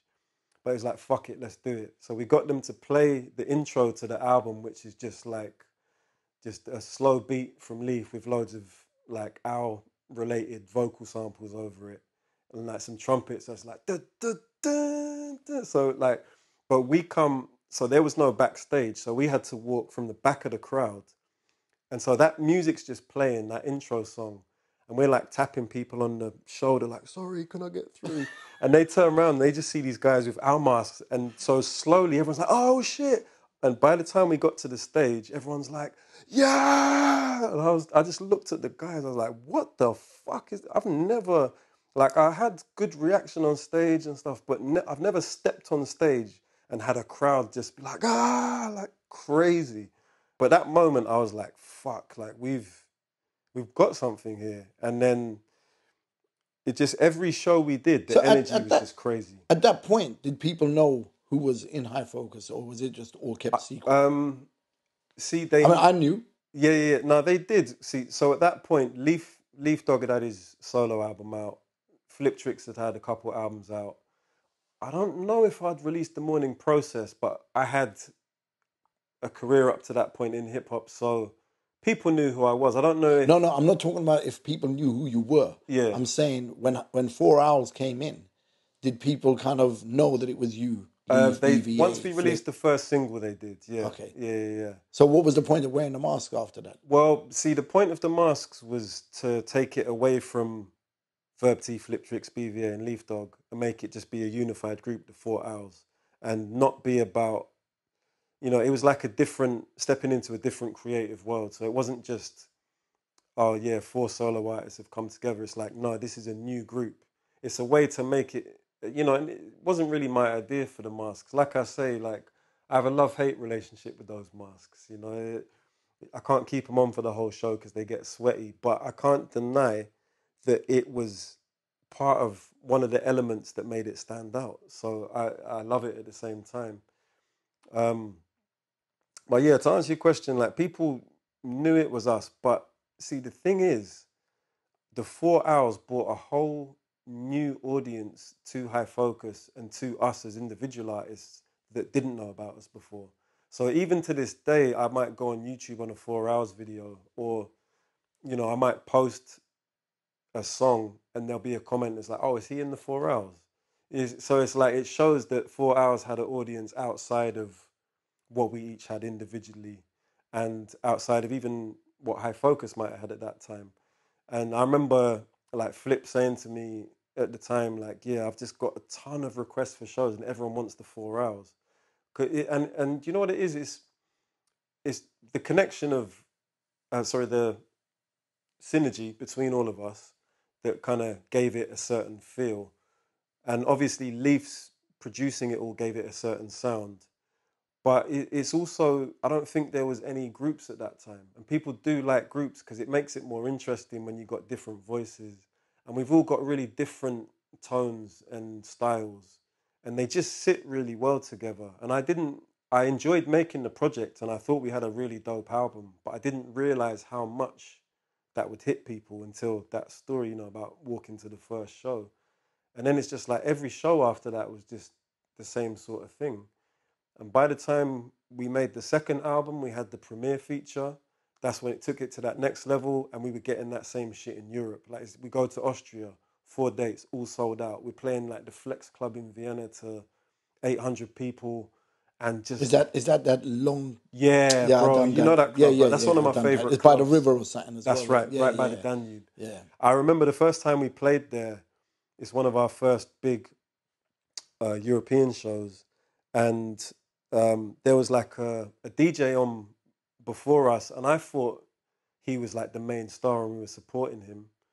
But then it's like, no, he's going on first. And then when we went on stage afterwards, it was a crazy show, like sold out show, crazy response. And then I remember like you have to go out the side to smoke, and there's the river here, and there's this big van. And I remember like I was standing in the doorway smoking with my head down because I was like feeling a bit like I can't deal with talking to people right now. It's like that after show buzz. Leaf went out there to smoke a spliff, and he pretty much got pinned against this van. And there's like the river here and the van here, and it was like, Leaf dog, ah, and he's just like trying to smoke a spliff. Like, what's going on? It was just, man, those were great times. That's when it's just, we, like I said, I never expected any of that when we were recording the first 4 Hours album. But yeah, that DJ Premier feature again, like, I guess with that, there would be man, quite I a already lot of said jealousy hard that to comes in earn. as well. Oh yeah, I'll get to that in a sec, man. But like, hard to earn, I said that's one of my albums. And now I'm Yeah, and making now a you're- song with DJ Premier. I tell you what, out of all the shows I've done, I used to get nervous at shows, right? I've never had fear like when I stepped in the booth to record my verse for the premiere track. Because I didn't, at first, I couldn't get out of my head, like, I'm recording to, like, probably my favorite producer ever, especially until that point. One of the people that really inspired me to want to make albums and make music. And this is going to be heard forever from this point. So I was like, but then I got out that mentality and just got into my normal recording zone. But that moment recording that verse was, yeah, it was like, I really got the gravity of the situation. I was like, damn, this is a moment. And then once it came out, I felt like we had a massive target on our back, man. Instantly, and I give massive respect to the purist, right? Because he put a status up saying, say what, I can't remember exactly what it was, but it was basically say whatever you want, but that 4 Hours track with Premier is sick. So it's kind of hinting that people were talking shit about us, but he gave us our respect. He didn't hate on the collab. But then in the comments, I'm talking about rappers, producers, like people from the scene just talking about why our verses weren't good enough on the beat, and no, they could have done much better than that. It's like, man, people worldwide are loving this tune right now. And it's only in And the people UK. in our own backyard that are meant to be our friends and part of our same scene are talking about why it wasn't good enough. It's like, man, you crazy. Like, fuck you guys. But, that's me going back to that moment. Now I'm like, I don't care. Like, we're human, so we feel a response to when people say things like that. But ultimately, I just like, well, if you can do better, then go get a Premier beat then. What I was hearing was people were going, "Oh, they only got that because they paid him." Yeah, but what And Biggie paid Premier. Was Premier giving out free it's beats? his job, exactly. Yeah, he doesn't give out free beats to anyone. He's not going to work with you if he thinks you're shit. But what I'm saying is, it was petty stuff that people were saying. Yeah. You know what I mean? It's like, and even if you're paying, like, because obviously I knew you'd done that. Yeah. So for me, I'm like patting you on the back and saying, "Well of done," course, or whatever. yeah, you always showed us love. Yeah, exactly. so- Yeah, for sure. And here's what I think. I think when you're busy in your own life, You showed us and love before we did Premiere, let alone after we did it. right from the get-go. You were at one of our first shows, like I said, so come on. Right from the get-go. So, and I remember calling Flip Tricks and going, "Yo, you're in Maidstone. I'm coming." Yeah. You know what I mean? Made a point. And that was early, man. Yeah. You were there. I think it was probably the third or fourth show around the country. Mm-hmm. And yeah. But anyway, my point is, when people are busy, they're too busy to be watching you and getting envious of you. Do you get what I'm saying? Exactly. But Exactly. maybe what people needed to do was stop being busy online and start being busy with your lives and trying to achieve what they went and achieved. And I'm speaking from the perspective of someone who's been there, who's had a little bit of success. And it's funny how it's always the people in your own territory that basically don't want to see you go there. Yeah. And it's fine not to like the song. It's fine not to like us as a group. But I find it weird when you got people that dedicate their time. Like, you see the same names popping up consistently over amount of years. As time goes on, you see one person talks, then someone joins, and then it just starts spiraling out of control. Yeah. So we know that you got the hate. Yeah. Yeah. But I will say, for one, we all unplugged from it real quick. And for two, we also got a ton of love. So I can't even be mad at getting the hate because we got a ton of love as well. And that's what was really important. And that's what, ultimately was the main takeaway from that. But just, you brought up how it's always your own sort of territory that tends to be the one. That did happen, yeah. But yeah, we got a ton of love for it and it did amazing things for us. So that's really the takeaway from that whole time. I remember being told, and then I'm kind of like looking at the situation. I've had conversations with Jazz T about this as well. One of the things was, Jazz T. yeah, always Jazz T. Yeah. But one of the things that I kind of thought, like, I need to kind of listen to this and take it serious, right? Is the whitewashing of the scene. And High Focus was getting a lot of that as well from people that I was hearing from. Yeah. There was a lot of people like, how come they're only signing white artists? But truth is, look at Ocean Wisdom, look at Kashmir, look at Ramps and Bad Bones, look at, do you understand? Exactly. And my whole thing is, how can one label whitewash a whole scene? And Kashmir was there from the beginning. Kashmir was featuring on the first Flip Tricks album, which was the first High Focus release. I think Bad Bones was also on that. The same way we talked about how people will find excuses not to do things themselves in terms of their career. People will also try and find excuses for why you've succeeded. Oh, you've only succeeded because this reason, and it's like, stop trying to tear down what people are doing. Like, I don't know. I definitely heard people talking about this whitewashing thing, right? And I don't take it as a non-issue. But then I think it's real disrespectful to the artists like Kashmir, Bad Bones, Ocean Wisdom. You had Coops and a load more since then as well that weren't white rappers. But also, like, so every member of the 4 Owls happens to be white. What's the issue? It was What's just people's coincidence. issue? What's people's issue? I don't really understand what. But the mad thing is, a lot of this that I was hearing isn't even coming from the black community. It's coming from the white community. This is it. Exactly. You know what I mean? Exactly. Like, look, and it's white people that want to appear cool, so they're like, white boys. It's like, you're white too. What are you talking about? But I don't know, man. Like, bottom line is, there's a lot of white artists that are dope. There's a lot of black artists that are dope. Yeah. I could reel off a bunch of names from both communities. So if I was to mention some of the black artists, I mean, come on, how can you front on Michael Parkinson? Yeah. How can you front on Fly Hooligan? Yeah. How can you front on Joker Star? How can you front on G-Bag? There's loads of them. Yeah, all Rams and Bad artists. Bones, Kashmir. Yeah. And the list goes on and on. But at the same time, there's white rappers as well. So for me, color is not even an issue.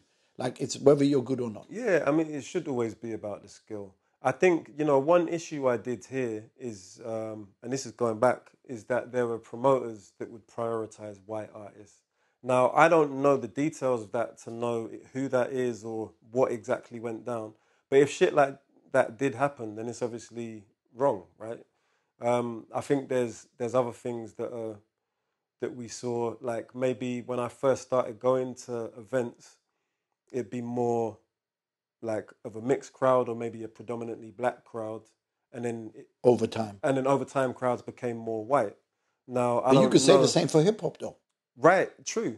But what I'm saying is, I don't know if that's something that people are saying was engineered. I don't know if it's something that was. I'll tell you what I was hearing. Yeah. So another thing I was hearing was that you lot were paying the promoters to book you.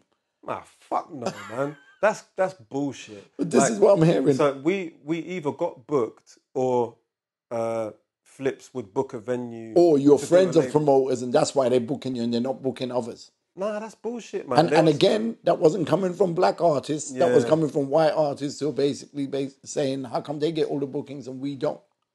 Man, the label was doing really well and there was a crowd that wanted to see us perform live. And people that's forget why that. We got bookings. And people forget that.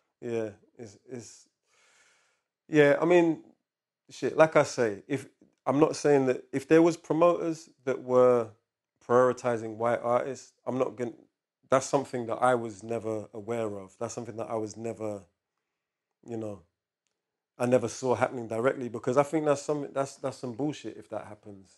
But in terms of High Focus, like, being mates with promoters, and that's how we got all the bookings. That's all bollocks, man.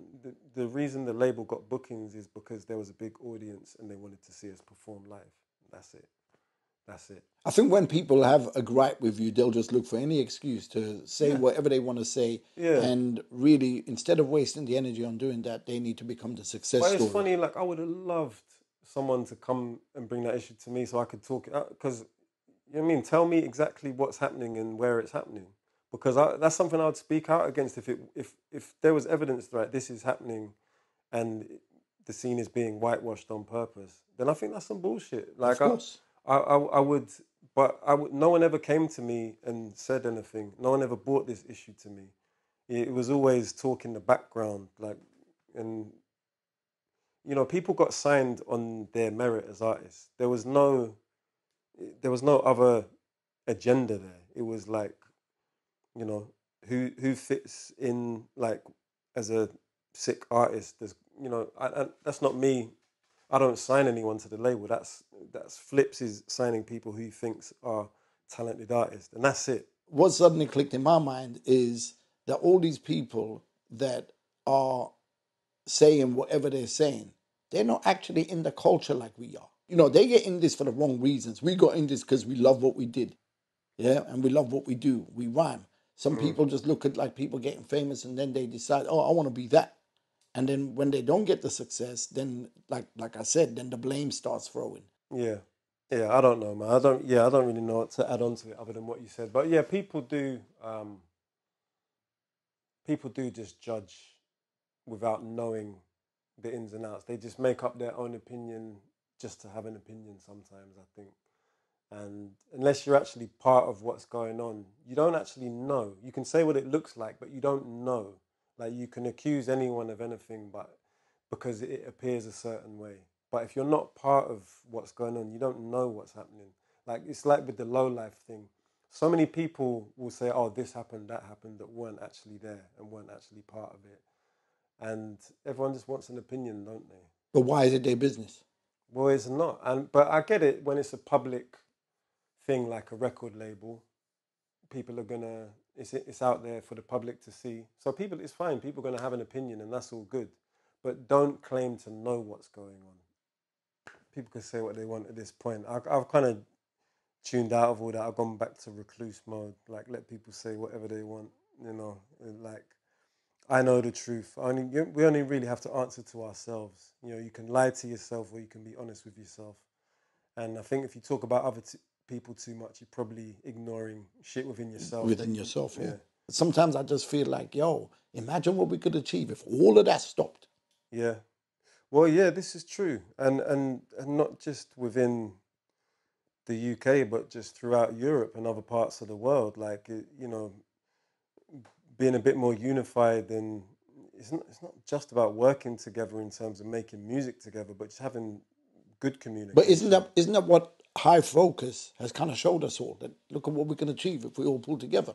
I mean, I guess, yeah. I think there's probably been a few labels that have done that, and I think at High Focus there is, you know, when it was building up, it was a collective, but it gets hard over time. People want to go off and do Separate their own ways. things too. Yeah. You know? And you know that happened as well, right? Yeah, and people and you know, that's not necessarily for bad reasons why people started their own situations, but I think as artists we're all kind of control freaks somewhere, and that extends to wanting to release our own music and wanting to try different things out, like, you know. And so yeah, it's hard to keep everyone pulling in the same direction for a sustained amount of time. Eventually, people will be like, you know what, I want to go over here and do this now. Okay, so that's another thing that you know. You obviously mentioned that. So part of the rumors that were coming back, Yeah, is they're not happy with Flip Tricks. That's why they've gone to do their own thing.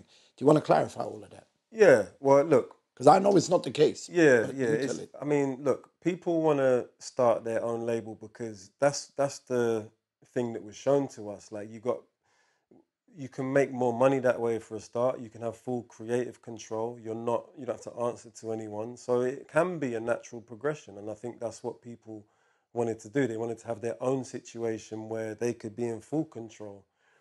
Now, the other thing is about like people not being happy with their situation. It's like within any family or friendship group, at times people gonna fall out, not in a deep way, but just gonna be pissed off at each other, right?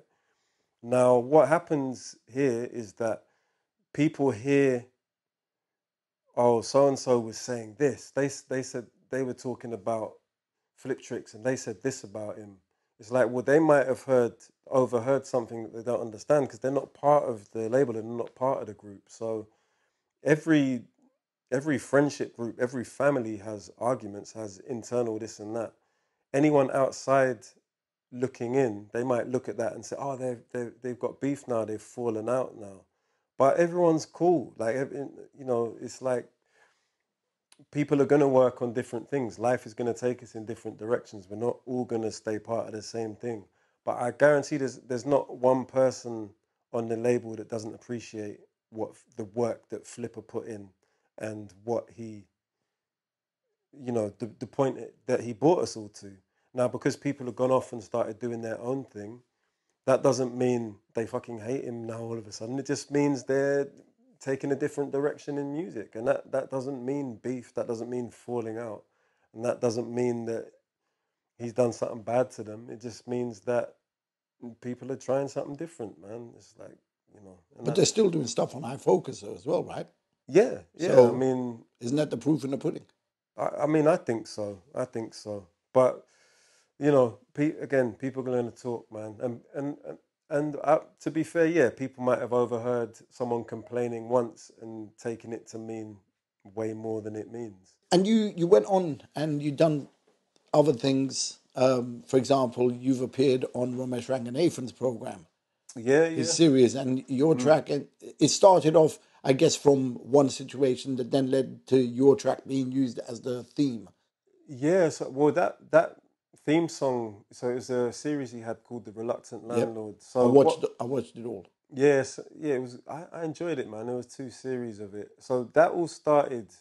It's so random how things happen sometimes. So he's a hip hop head, as everyone knows. He was a fan of High Focus as a label.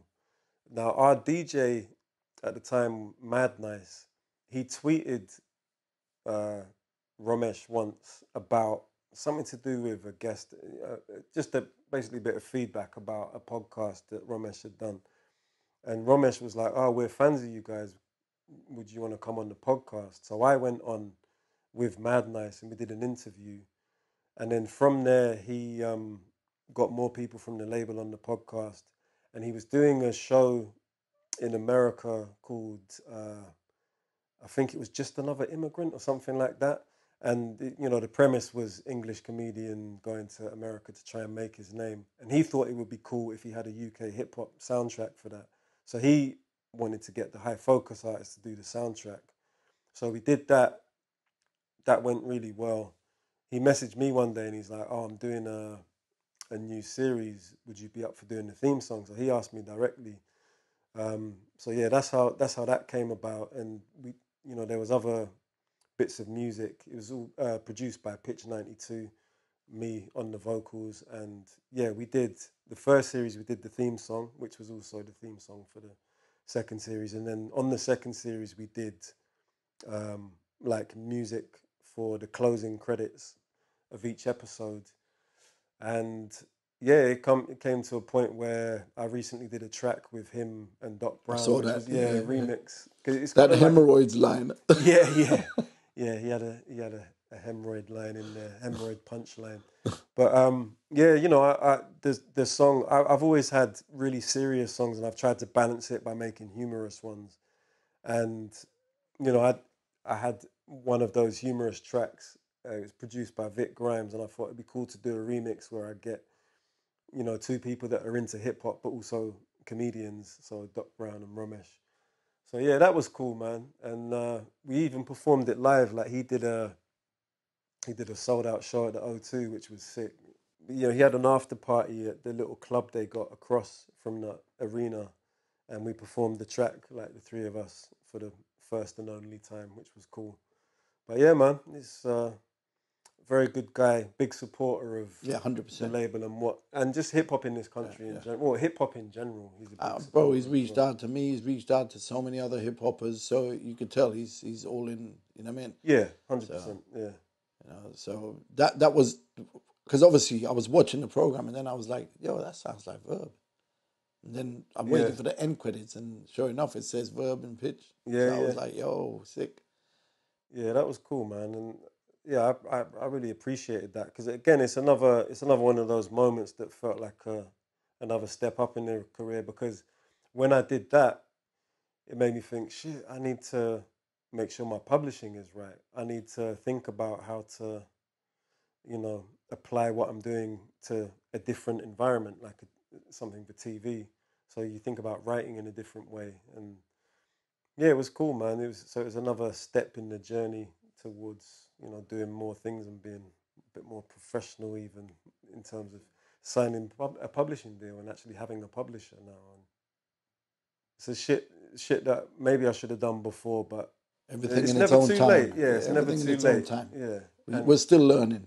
exactly, always learning, and I Always. think that's the mentality I try and remind myself to have. Always learn. You never know it all. Just back to the high focus thing for a second. Do you guys feel that radio, media, all them people supported you guys enough? Mm, we Or did didn't get they a whole lot support of you at all? we didn't get a whole lot of radio play. We got some like, you know, people like Shorty Blitz has always shown love and played us. To be honest, I'm so tuned out of what's happening with radio though. I think the whole world is, if I'm honest. Yeah, it seems that way. Like it's funny because I know you had Davy J on here, and like that's something I missed out in terms of me like really learning about hip hop. Is the Max and Dave show was the first.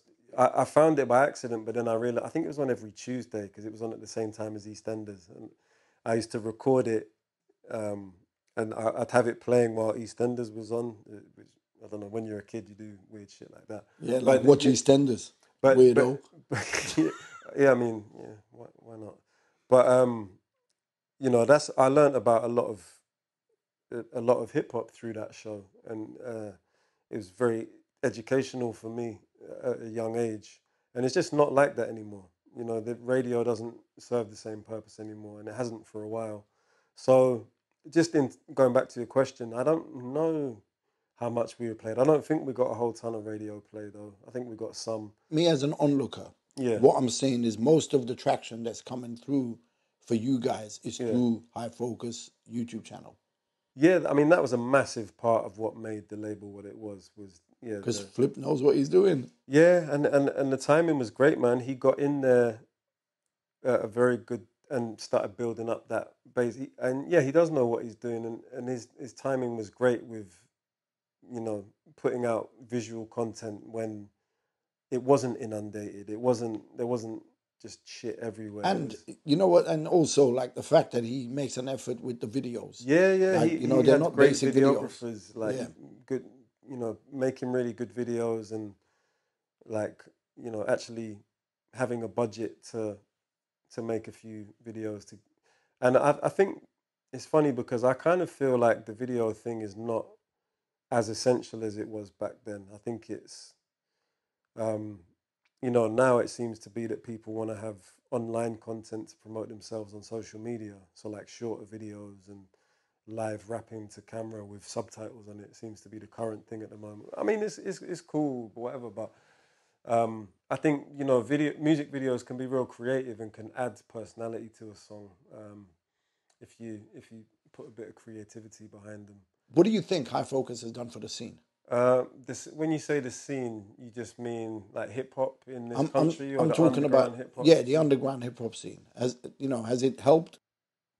I mean, I think so. I mean, I think it's the more uh, uh, a good way to explain it is this: like, say when Ocean Wisdom dropped uh, his two albums on High Focus, the impact of that, the way algorithms work, the way people are drawn to things, it's like those albums made such an impact that yes, it brought attention to High Focus specifically, but then it brings attention to the wider scene. And the same thing happened with the Owls. The same thing happened with any of the albums on High Focus that were. But what about successful. the rest of the scene? What about let's it has a knock-on effect because like I've never, if you look at my Morning Process album, I didn't just feature High Focus artists. I featured artists from all different parts of the scene. Like I had Capo, Scribbler on there.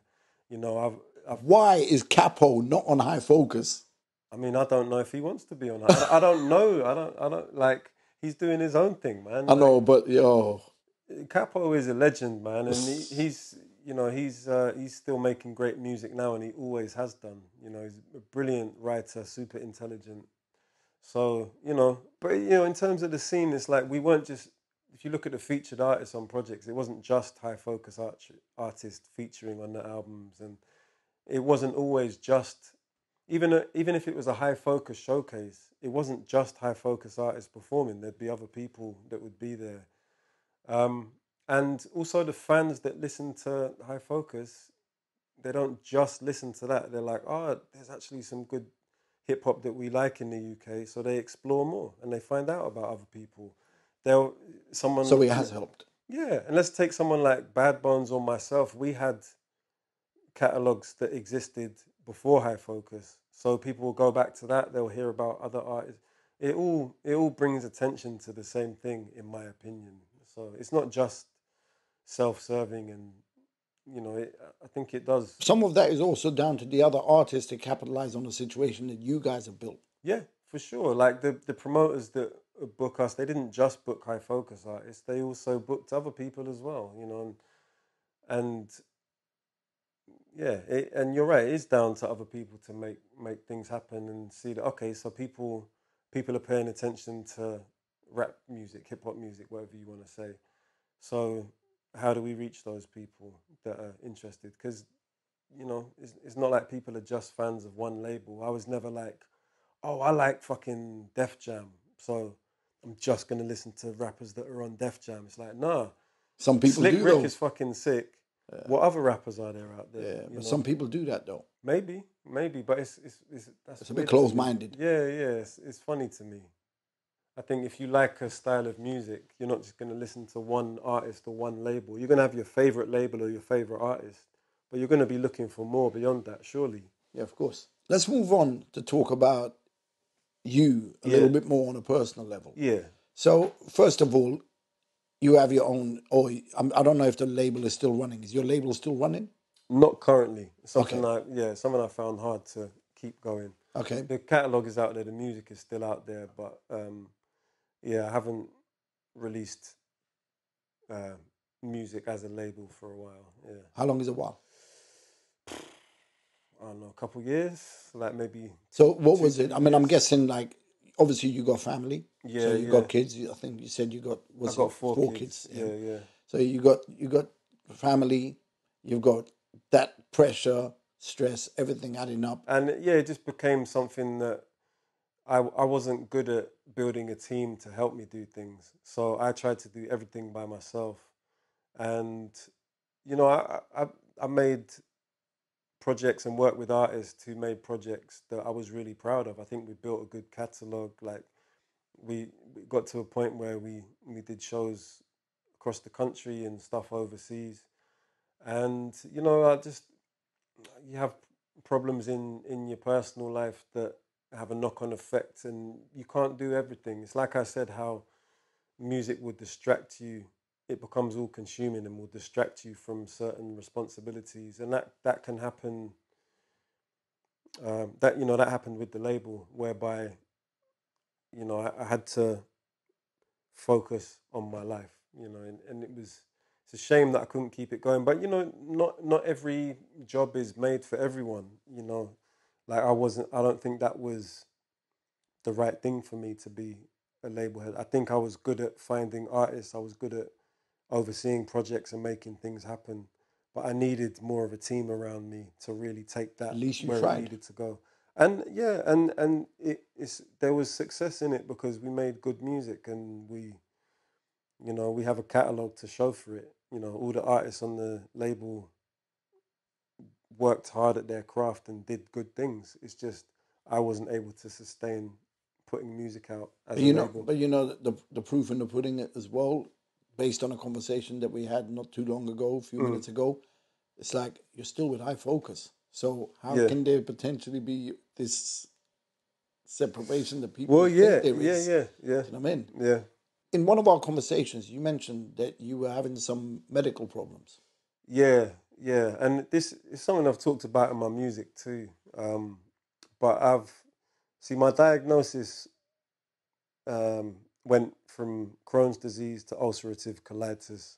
Both are basically inflammatory bowel disease, autoimmune diseases.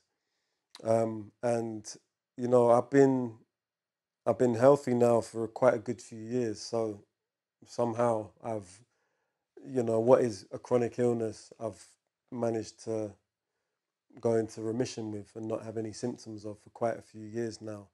But this whole period we're talking about with the 4 hours and touring across Europe and all these mad things, I was really sick a lot of these times, you know, and if I wasn't really ill, I was on steroid medication or immune suppressing medication or, you know, in between, feeling okay, but feel like I'm about to be sick again. Um, and it's tough. Like it was a really tough thing to tour with. Like there's times where I was on stage and had to run off stage, you know, to use the toilet, or you know, I was like just sleeping the whole time until it was time to go on stage, and then when I came off, it was like I was in pain. Like I had like stomach cramps and like soreness, and you know, there was times where when I was on medication, my face would swell up and my skin would go really bad, and I would just feel self-conscious, or where I was kind of out of my mind a little bit and wasn't able to fully engage with the environment I was in. Um, and yeah, my touring like that was a bit crazy because I would have been told that I should have been having bed rest a lot of these times. There were times where I couldn't eat anything. I was fucking shitting blood, excuse me. Not a very nice thing to say, but and consistently, not just, you know, like I'd have, yeah, I had a lot wrong with me basically. Um, and it's funny because I remember it now, I'm talking about it, but when I think back to those times, I just think of touring and having a great time. But there are times where it was really dark, man. There are times where I remember I made a project called Medicated Dreams, and um, that was probably when I was at my most ill. You know, I lost tons of weight as well. My weight would go up and down constantly, and at that time, I had lost however many stone, and I was like skeletal, you know, and I couldn't even drink water without throwing it up. And shortly after that, had to stay in hospital. There's a few times when I was hospitalized um, so they could stabilize my condition. And when I made Medicated Dreams, that wasn't just before I went in hospital. That was after I came out and I was on heavy amounts of medication, but still sick at the same time. So I was having the side effects of the medication and still the same illness. Um, and you know, one of my coping mechanisms was weed, like you know, but the capsules, so being really fucking high. So it's like I'm taking steroid medication, immune suppressant medication, massive amounts of weed, still sick. And the main thing that got me through that was making that Medicated Dreams album. So when the first track on there is called The Tunnel, and it's like I can see the tunnel, I can see the light, I can see the other side of this. And and it and the last track on it was called Reprogram. So it's like I'm reprogramming my brain to, you know, to think a different way, but also obviously to live a more healthy lifestyle, but also to try and remove stress and try and not hold stress in the same way. And, you know, I, that album didn't, it's not like I made the album and I was well again, but it was the start. It takes years, you know, these things like when you visualize what you want, it's not like you think about it and it happens. It's like you think about it and you change your whole mindset and then you act accordingly. And that acting accordingly is what really makes the difference. But it starts with the spark, it starts with the change of mindset. So when I made Medicated Dreams, that was the start of a spark and a change of my mindset. And the end result of that journey involved being sick again, being in hospital again. But ultimately, over time, the end result of that is that I live a much more healthy lifestyle. And I've been in remission for years now. The last time I was on any type of medication was maybe 4 years ago. Yeah, I think like 4 years ago. And I've been, you know, touch wood, I've been healthy since then. But it was something that it really affected my mental health too, because there were times when I just thought I wasn't going to get better, and I just thought it would keep going until I basically died. Like I had times where I lay there just wanting to be dead, because I just didn't want this cycle. It was 10 years. I had the same cycle of well, but then sick, then on medication, kind of mentally frazzled because of being on all this fucked up medication that's quite fucking experimental. I mean, some of the shit they gave me, it wasn't for my condition, it was for other conditions, but they were, we'll fucking throw this at the problem, see if that works.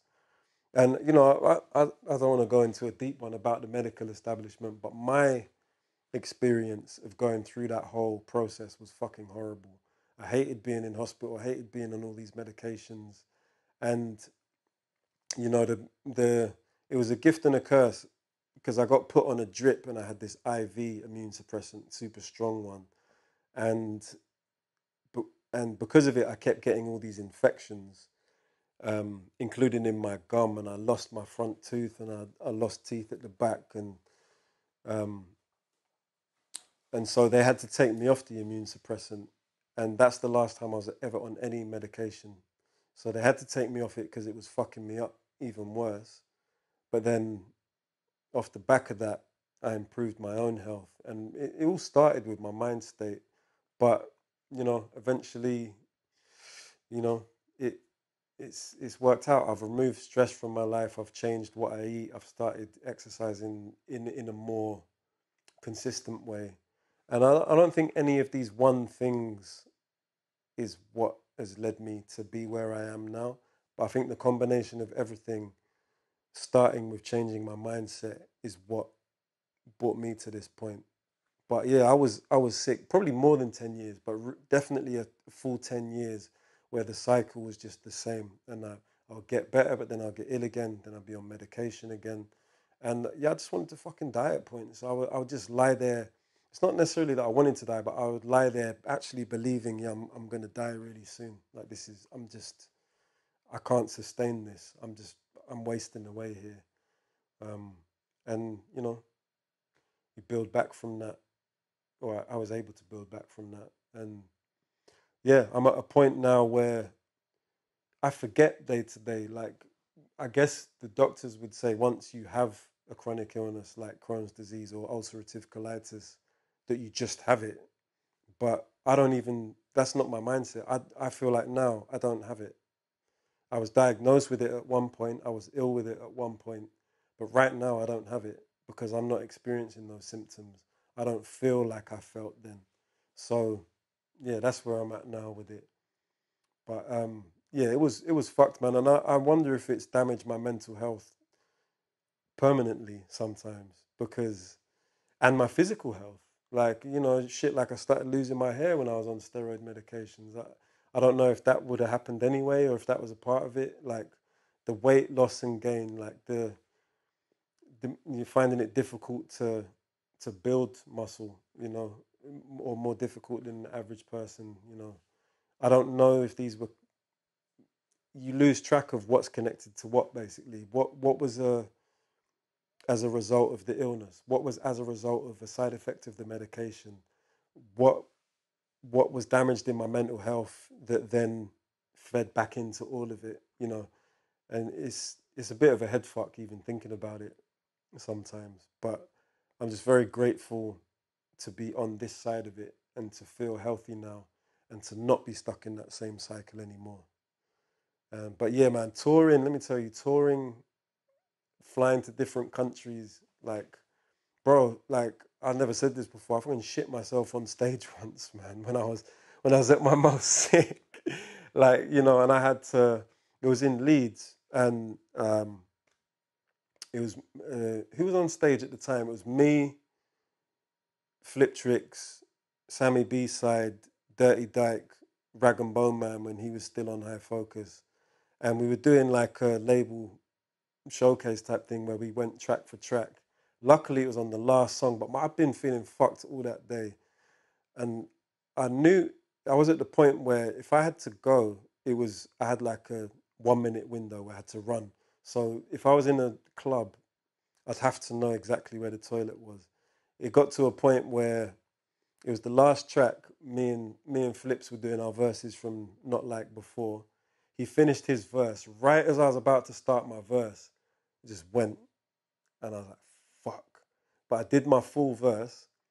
As soon as I finished my verse, I put the mic down, went to the exit at the side of the stage. There was a live band playing that night, so there's people like packing equipment away. There was a massive amount of people. I just put my head down. I was like, left. I didn't even have a smartphone. I held out on having a smartphone for the longest time, so I got lost. I went outside. I was lost. I was like in Leeds, looking around. Ended up almost walking onto the motorway by mistake because I took the wrong turning. So I was walking around for a full hour, just like stinking, like, oh my God, this is like the worst shit. Got back to the hotel, jumped in the shower, realized they didn't have a change of clothes. So I'm there like scrubbing my clothes, like trying to put it on the heater so it's dry for the next morning. And you know what? The funny thing is, it sounds like a not very nice story or whatever, but I was like, man, if I can do that, I don't really give a fuck. Like nothing, I can't be embarrassed or feel bad about anything. I was just on stage. That happened to me, but I was still able to do my verse. I came back here. I don't feel less than human. I don't feel destroyed by it. Like, I made it through it. What's the word? What can this illness do to me? Like in that regard, in terms of, shitting yourself or whatever. Like, I don't know. And Maybe this. maybe that's the reason why you got opportunities others didn't. Well, because I was persistent. Yeah, Well, maybe because didn't because let you anything stop me. because you knew you signed up to do something and you saw it through, regardless of what your situation was. Well, yeah, I mean, health-wise, I should have been at that point. I should have been in hospital. If I'd have gone to the doctor, they would have either said go to hospital or stay in bed for a month. Or giving you some paracetamol. Yeah, or something a little stronger than that. But the point I'm making is you said that, the medical system, you don't want to go deep into it, but the fact that you ignored the medical system and you just took care of it yourself and dealt with it, that Yeah, says a lot. yeah, and I didn't look at it like that, like I'm going against the medical system. All I knew is that every time I got put on new drugs, it fucked me up even worse. And then when that cycle came back round to me getting sick again, it was worse than before. So what was it? You just changed diet and stuff. I mean, that's one of the things I did, but really my diet's not perfect now. It's definitely better than it was. But as I say, it really started with changing my mindset and dealing with stress better and not carrying stress in the same way. And actually just, yeah, I mean, as well as diet, like, you know, physical health, exercising more, actually, but man, I couldn't really tell you. If I could put it simply, I would say everyone would be able to do it, and I'll be able to tell anyone that was ill, this is what you do. I don't know. There are people that have had the same illness I had that have it way worse than I had it. I had it pretty bad And for what 10 works for you years. doesn't necessarily mean it'll work for Exactly. someone Yeah. else. Different So. things work for different people. I think for me, the main thing was my mindset and the way that I held stress changed. And yeah, of course, I did things like eating different and It trying to goes live a more healthy lifestyle. it goes back to that having a plan A and sticking with a plan A. Yeah, yeah, yeah. I mean, I was determined that I was going to change it, but I also gave up hope that I could change it. And it was actually only because the medication fucked me up to the point where they couldn't give it to me anymore that I ended up on that path where it did all change. And I think a large part of it, yeah, it was how I handled stress. Like, you know, you can hold stress within the body. While all this is going on, obviously that's a serious situation, Mm. and you know, I don't envy you for being in that situation, right? But just from there, did you at any point ever kind of go, "Ah, I've had enough. Like I just don't want to be here no more." What, in terms of music or just In in terms of terms of life, life? I've been to that point a couple of times in my life where, and it's funny because, well, not funny, but it's weird because, um,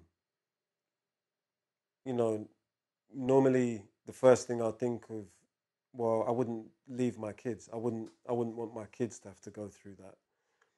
But then when it got really bad, it got to a point where I'm like, well, my kids would probably be better off if I wasn't here, because then, you know, the music I've put out over the years would still generate money. I wouldn't need to spend any of it on myself, like my own life. It could just all go to them. Yeah, you know, I felt like I was a mess anyway. I felt like, you know, my sense of self. That's one thing about. I think one of the main things I broke was like when I had that illness. It does make you feel less like. Sorry to bring it back to this, but when you're shitting yourself on stage, it makes you feel less than human sometimes. You feel like you know you can't even control your basic functions. So you feel, and there's something about that. Obviously, it's going to make you feel disgusting, right? But I'm just talking about your own inner critic, your own harshest inner critic is like, look, you know, is is talking that horrible voice in your head. You're talking to yourself in that way, and once you get on that negative spiral, it can just continue. So I got to a point where I just thought I was worthless, and not all the time, but I'm talking about when that negative spiral continued. It's like, well, actually, I don't want to do that to my kids, but maybe they're better off if I'm not here. Because as I say, they'll get the money from my music. I'll be, you know, I won't be a burden on anyone. It's not that I necessarily thought I was a burden, but just as in, I'm I felt like I was worthless. Basically, is the most I can put it. But then you, the thing about hitting that point is building back from that.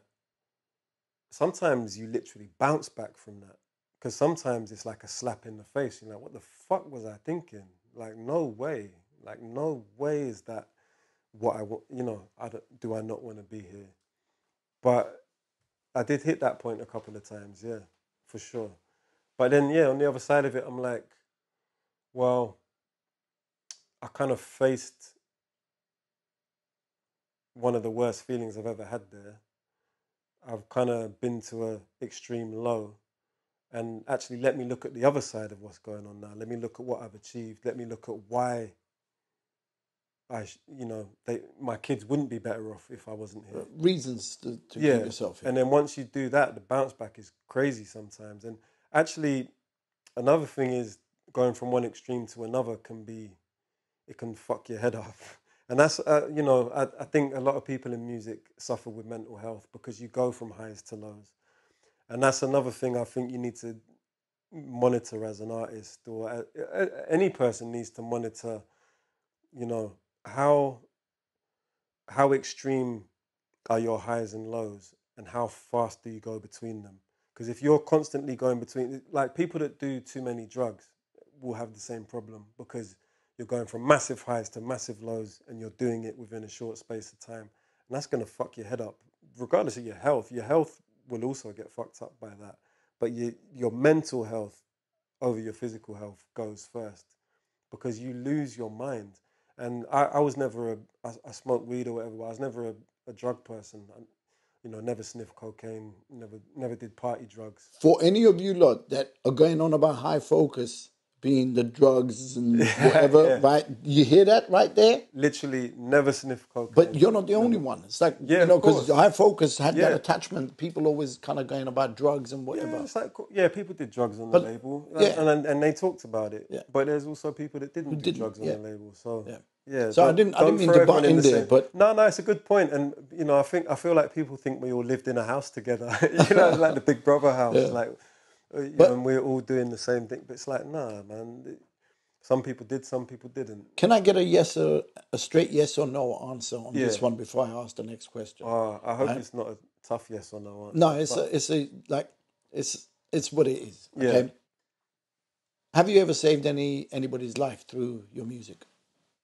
Yes, I've had people tell me this. Yeah. All right. So how do you go from being in the position that you've been in, where you're pretty much considering suicide, to then knowing that you're saving people's lives through your music? Imagine that.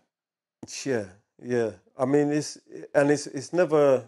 I never take it as a small thing when someone says that, because music's been a savior for me. I can't point to one specific song that saved my life, but music has been something that's got me through the toughest parts of my life, and it's been massively important to me. So it's an honor and a massively important thing to have been able to do that for someone else. But yeah, it's a bit of a trip when you put it like that. Like, in terms of, there's been points where I don't want to be here, and I guess maybe that's, writing music has been my way through sometimes. So maybe that's what connects with people. Maybe when I write music, that's my fight back. That's how. So even if I'm talking about something that's, you know, like something that I find depressing, or what I should say, sorry, is if I'm talking about the low moments in my life, that doesn't mean that's going to be depressing for someone to listen to. That means that someone else that's going through the same thing is going to understand it and feel like they're not alone. And that's what I really realized. And because I had this thing where, do I make too many depressing or serious tracks? But it's not depressing, it's just emotive. It's expressing a certain feeling. And that's what people connect to. So I feel like all the tough shit I've been through has been expressed through music, in terms of the emotion of it and the feeling of it. And I feel like maybe people connect to that, and it has helped, or people have said it's helped give them strength. And so it gives making music a new meaning. It makes it more important, I think, when you put it in that perspective, because it's deeper than just, oh, I'm just going to make something just for a vain reason because I want to be cool, or have It's got fans. substance. Yeah, there's always has to be substance, especially now. I think before I was just in love with the art form. Maybe I'm talking about in the really early years. As time went on, you kind of recognize that you got a bigger role to play, basically. Well, yeah, like, and there has to be substance in what I'm doing. There has to be feeling. Like, if I make something that doesn't have that feeling, because you learn to spot that feeling in music, in both other people's music and your own. When you're doing that, do you ever kind of think, okay, if I'm feeling this, someone else is going to feel this, and I could actually help people save their lives or whatever? To an extent, I maybe don't go that far with it in my head, but I do think, yeah, I do feel like, if the song's got that feeling, then that's going to be important, and yeah, and it is going to create the response I want from music, because it's not about, oh, that song's sick. It is about entertaining people, music, but yeah, there's, like you say, I would I would say that's correct to say that it does feel like there's a bigger role to play with music now, because there's no point to be at this stage in my career and still doing it unless there's that drive to make something important, like to do something that's more than just a fucking, yeah, a vanity project. I have no interest in shit like that. Everything I make now means something to me, and yeah, I feel like if it means something to me, then it doesn't matter how big the audience is, but the audience for it will connect with it, because there is meaning there to connect with. Being a recluse, a lot of people don't know how to communicate. They become recluse and Well, I reclusive. have my moments where I find it hard to communicate. But what I'm saying is you're able to do that through your music, Yes, yeah. right? And that's important, because now you got a message that you could pass on to all the other reclusive people, and basically go, it's okay to be reclusive. And Well, yeah, I think that's why the song I made, Where You Find Me, that's probably my most popular song. And I think people connected to that because they related to, oh, yeah, it is okay. And in the same thing in the hook, I say, I don't want cocaine, I don't want ketamine, I just want to stay at home. And that's not literally the lyrics. But I think the reason I did that, because the song originally was a joke song. just kind of making fun of myself, but also just a tongue-in-cheek, light-hearted type thing. And the reason I said, "Oh, I don't want cocaine, I don't want ketamine," is because what you were saying earlier, everyone thought high focus. It's all about drugs. It's like, well, even the people on the label that rap about drugs, that's not all they rap about. They actually have stories that are But much that's what wider people than latch that. onto. Right. But I wanted to be like, look, I literally, because people would offer me like, "Oh, do you want to do some cocoa?" Which great, that's very, very friendly, very generous, you sharing, right? But I don't do these things, you know. So it was just to go against, because there was a drug culture. It was kind of cool to maybe reference certain drug, or at least I should say people saw it as cool to talk about certain drugs and being off your head all the time. But that was just my way of going against what I saw happening. But also being honest about who I am and representing my side of things.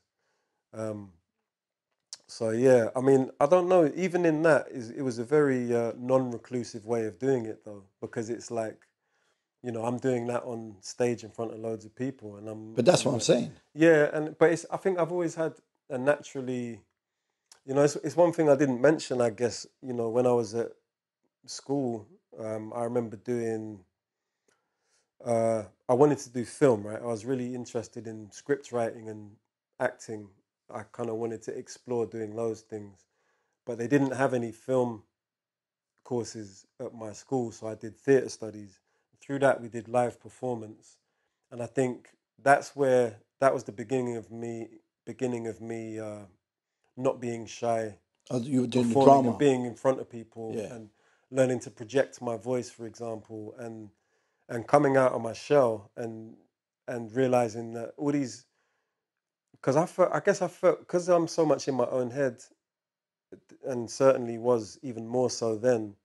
You begin to think, am I just weird? Am I different from everyone else? You become so removed that you think you're weird. But then as soon as you do start to communicate, you realize you're not weird at all. You're just the same as everyone else.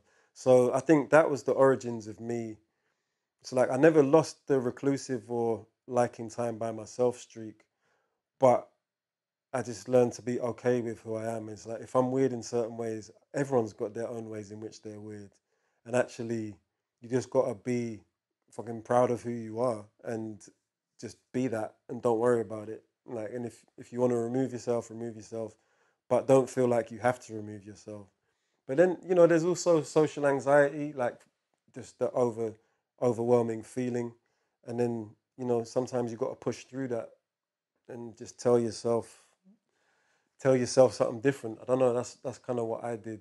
Thank you for sharing everything. Some of that stuff was like really personal. Yeah, And, yeah. I've never heard you talk about things like that before. No, I mean, I've never So been asked a lot of that stuff, and we, you know, it's not really breaking the magician's code. I think people know you have to kind of have chats before you have the main interview, and we had a lot of conversations where you took time to kind of think about, right, who are you? What's beyond the music? I don't just want to talk about your albums.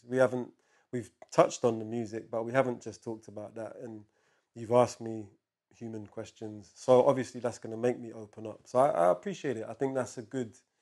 I I just think want people to be able to know more, especially at this point in my career when I've done so much. It's like, yeah, sure, you should know. I just think like the music's out there already. Yeah. Like we very rarely find out about the artist. So let's find out about the artist. Make it so that the artist gets to tell their story. And if it's interesting enough for viewers, then they're gonna go and look for the music anyway, which is Hmm. already out there. Yeah. Yeah, Yeah. that's it. Simple as. So Yeah. I appreciate you sharing. We've got a couple of minutes left. Is there anything else that you want to say?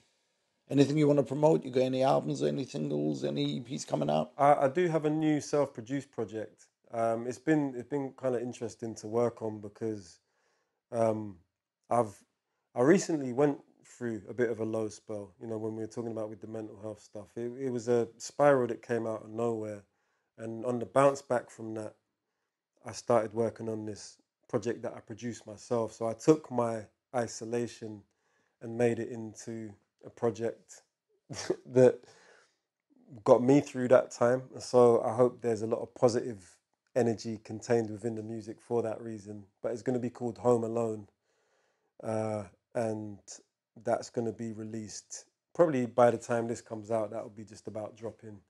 But other than that, I'm out there. There's a massive catalogue, so either you know me already and you'll be familiar with it, or you can go and dig through it and maybe go back and listen to Medicated Dreams with a new framework from that story I talked about before.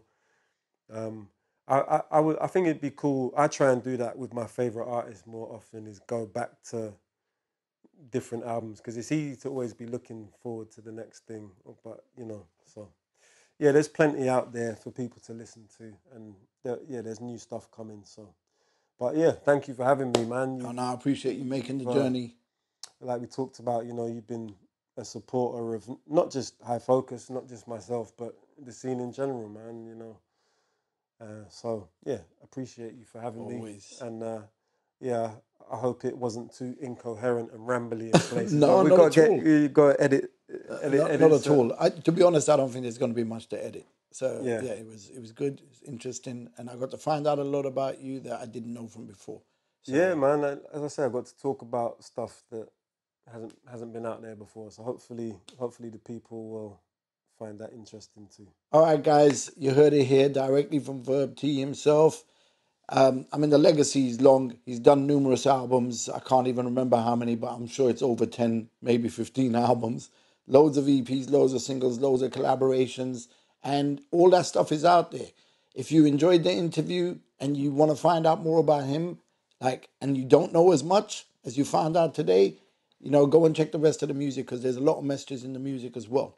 Make sure you follow him on his social media pages as well. I'm going to put all the links below that he sends me. So yeah, make sure you go and follow him. Aside from that, please subscribe to the channel, click the bell to receive notifications, like, share, and get involved in the comment section below. Thank you for watching again. We'll see you soon. Peace.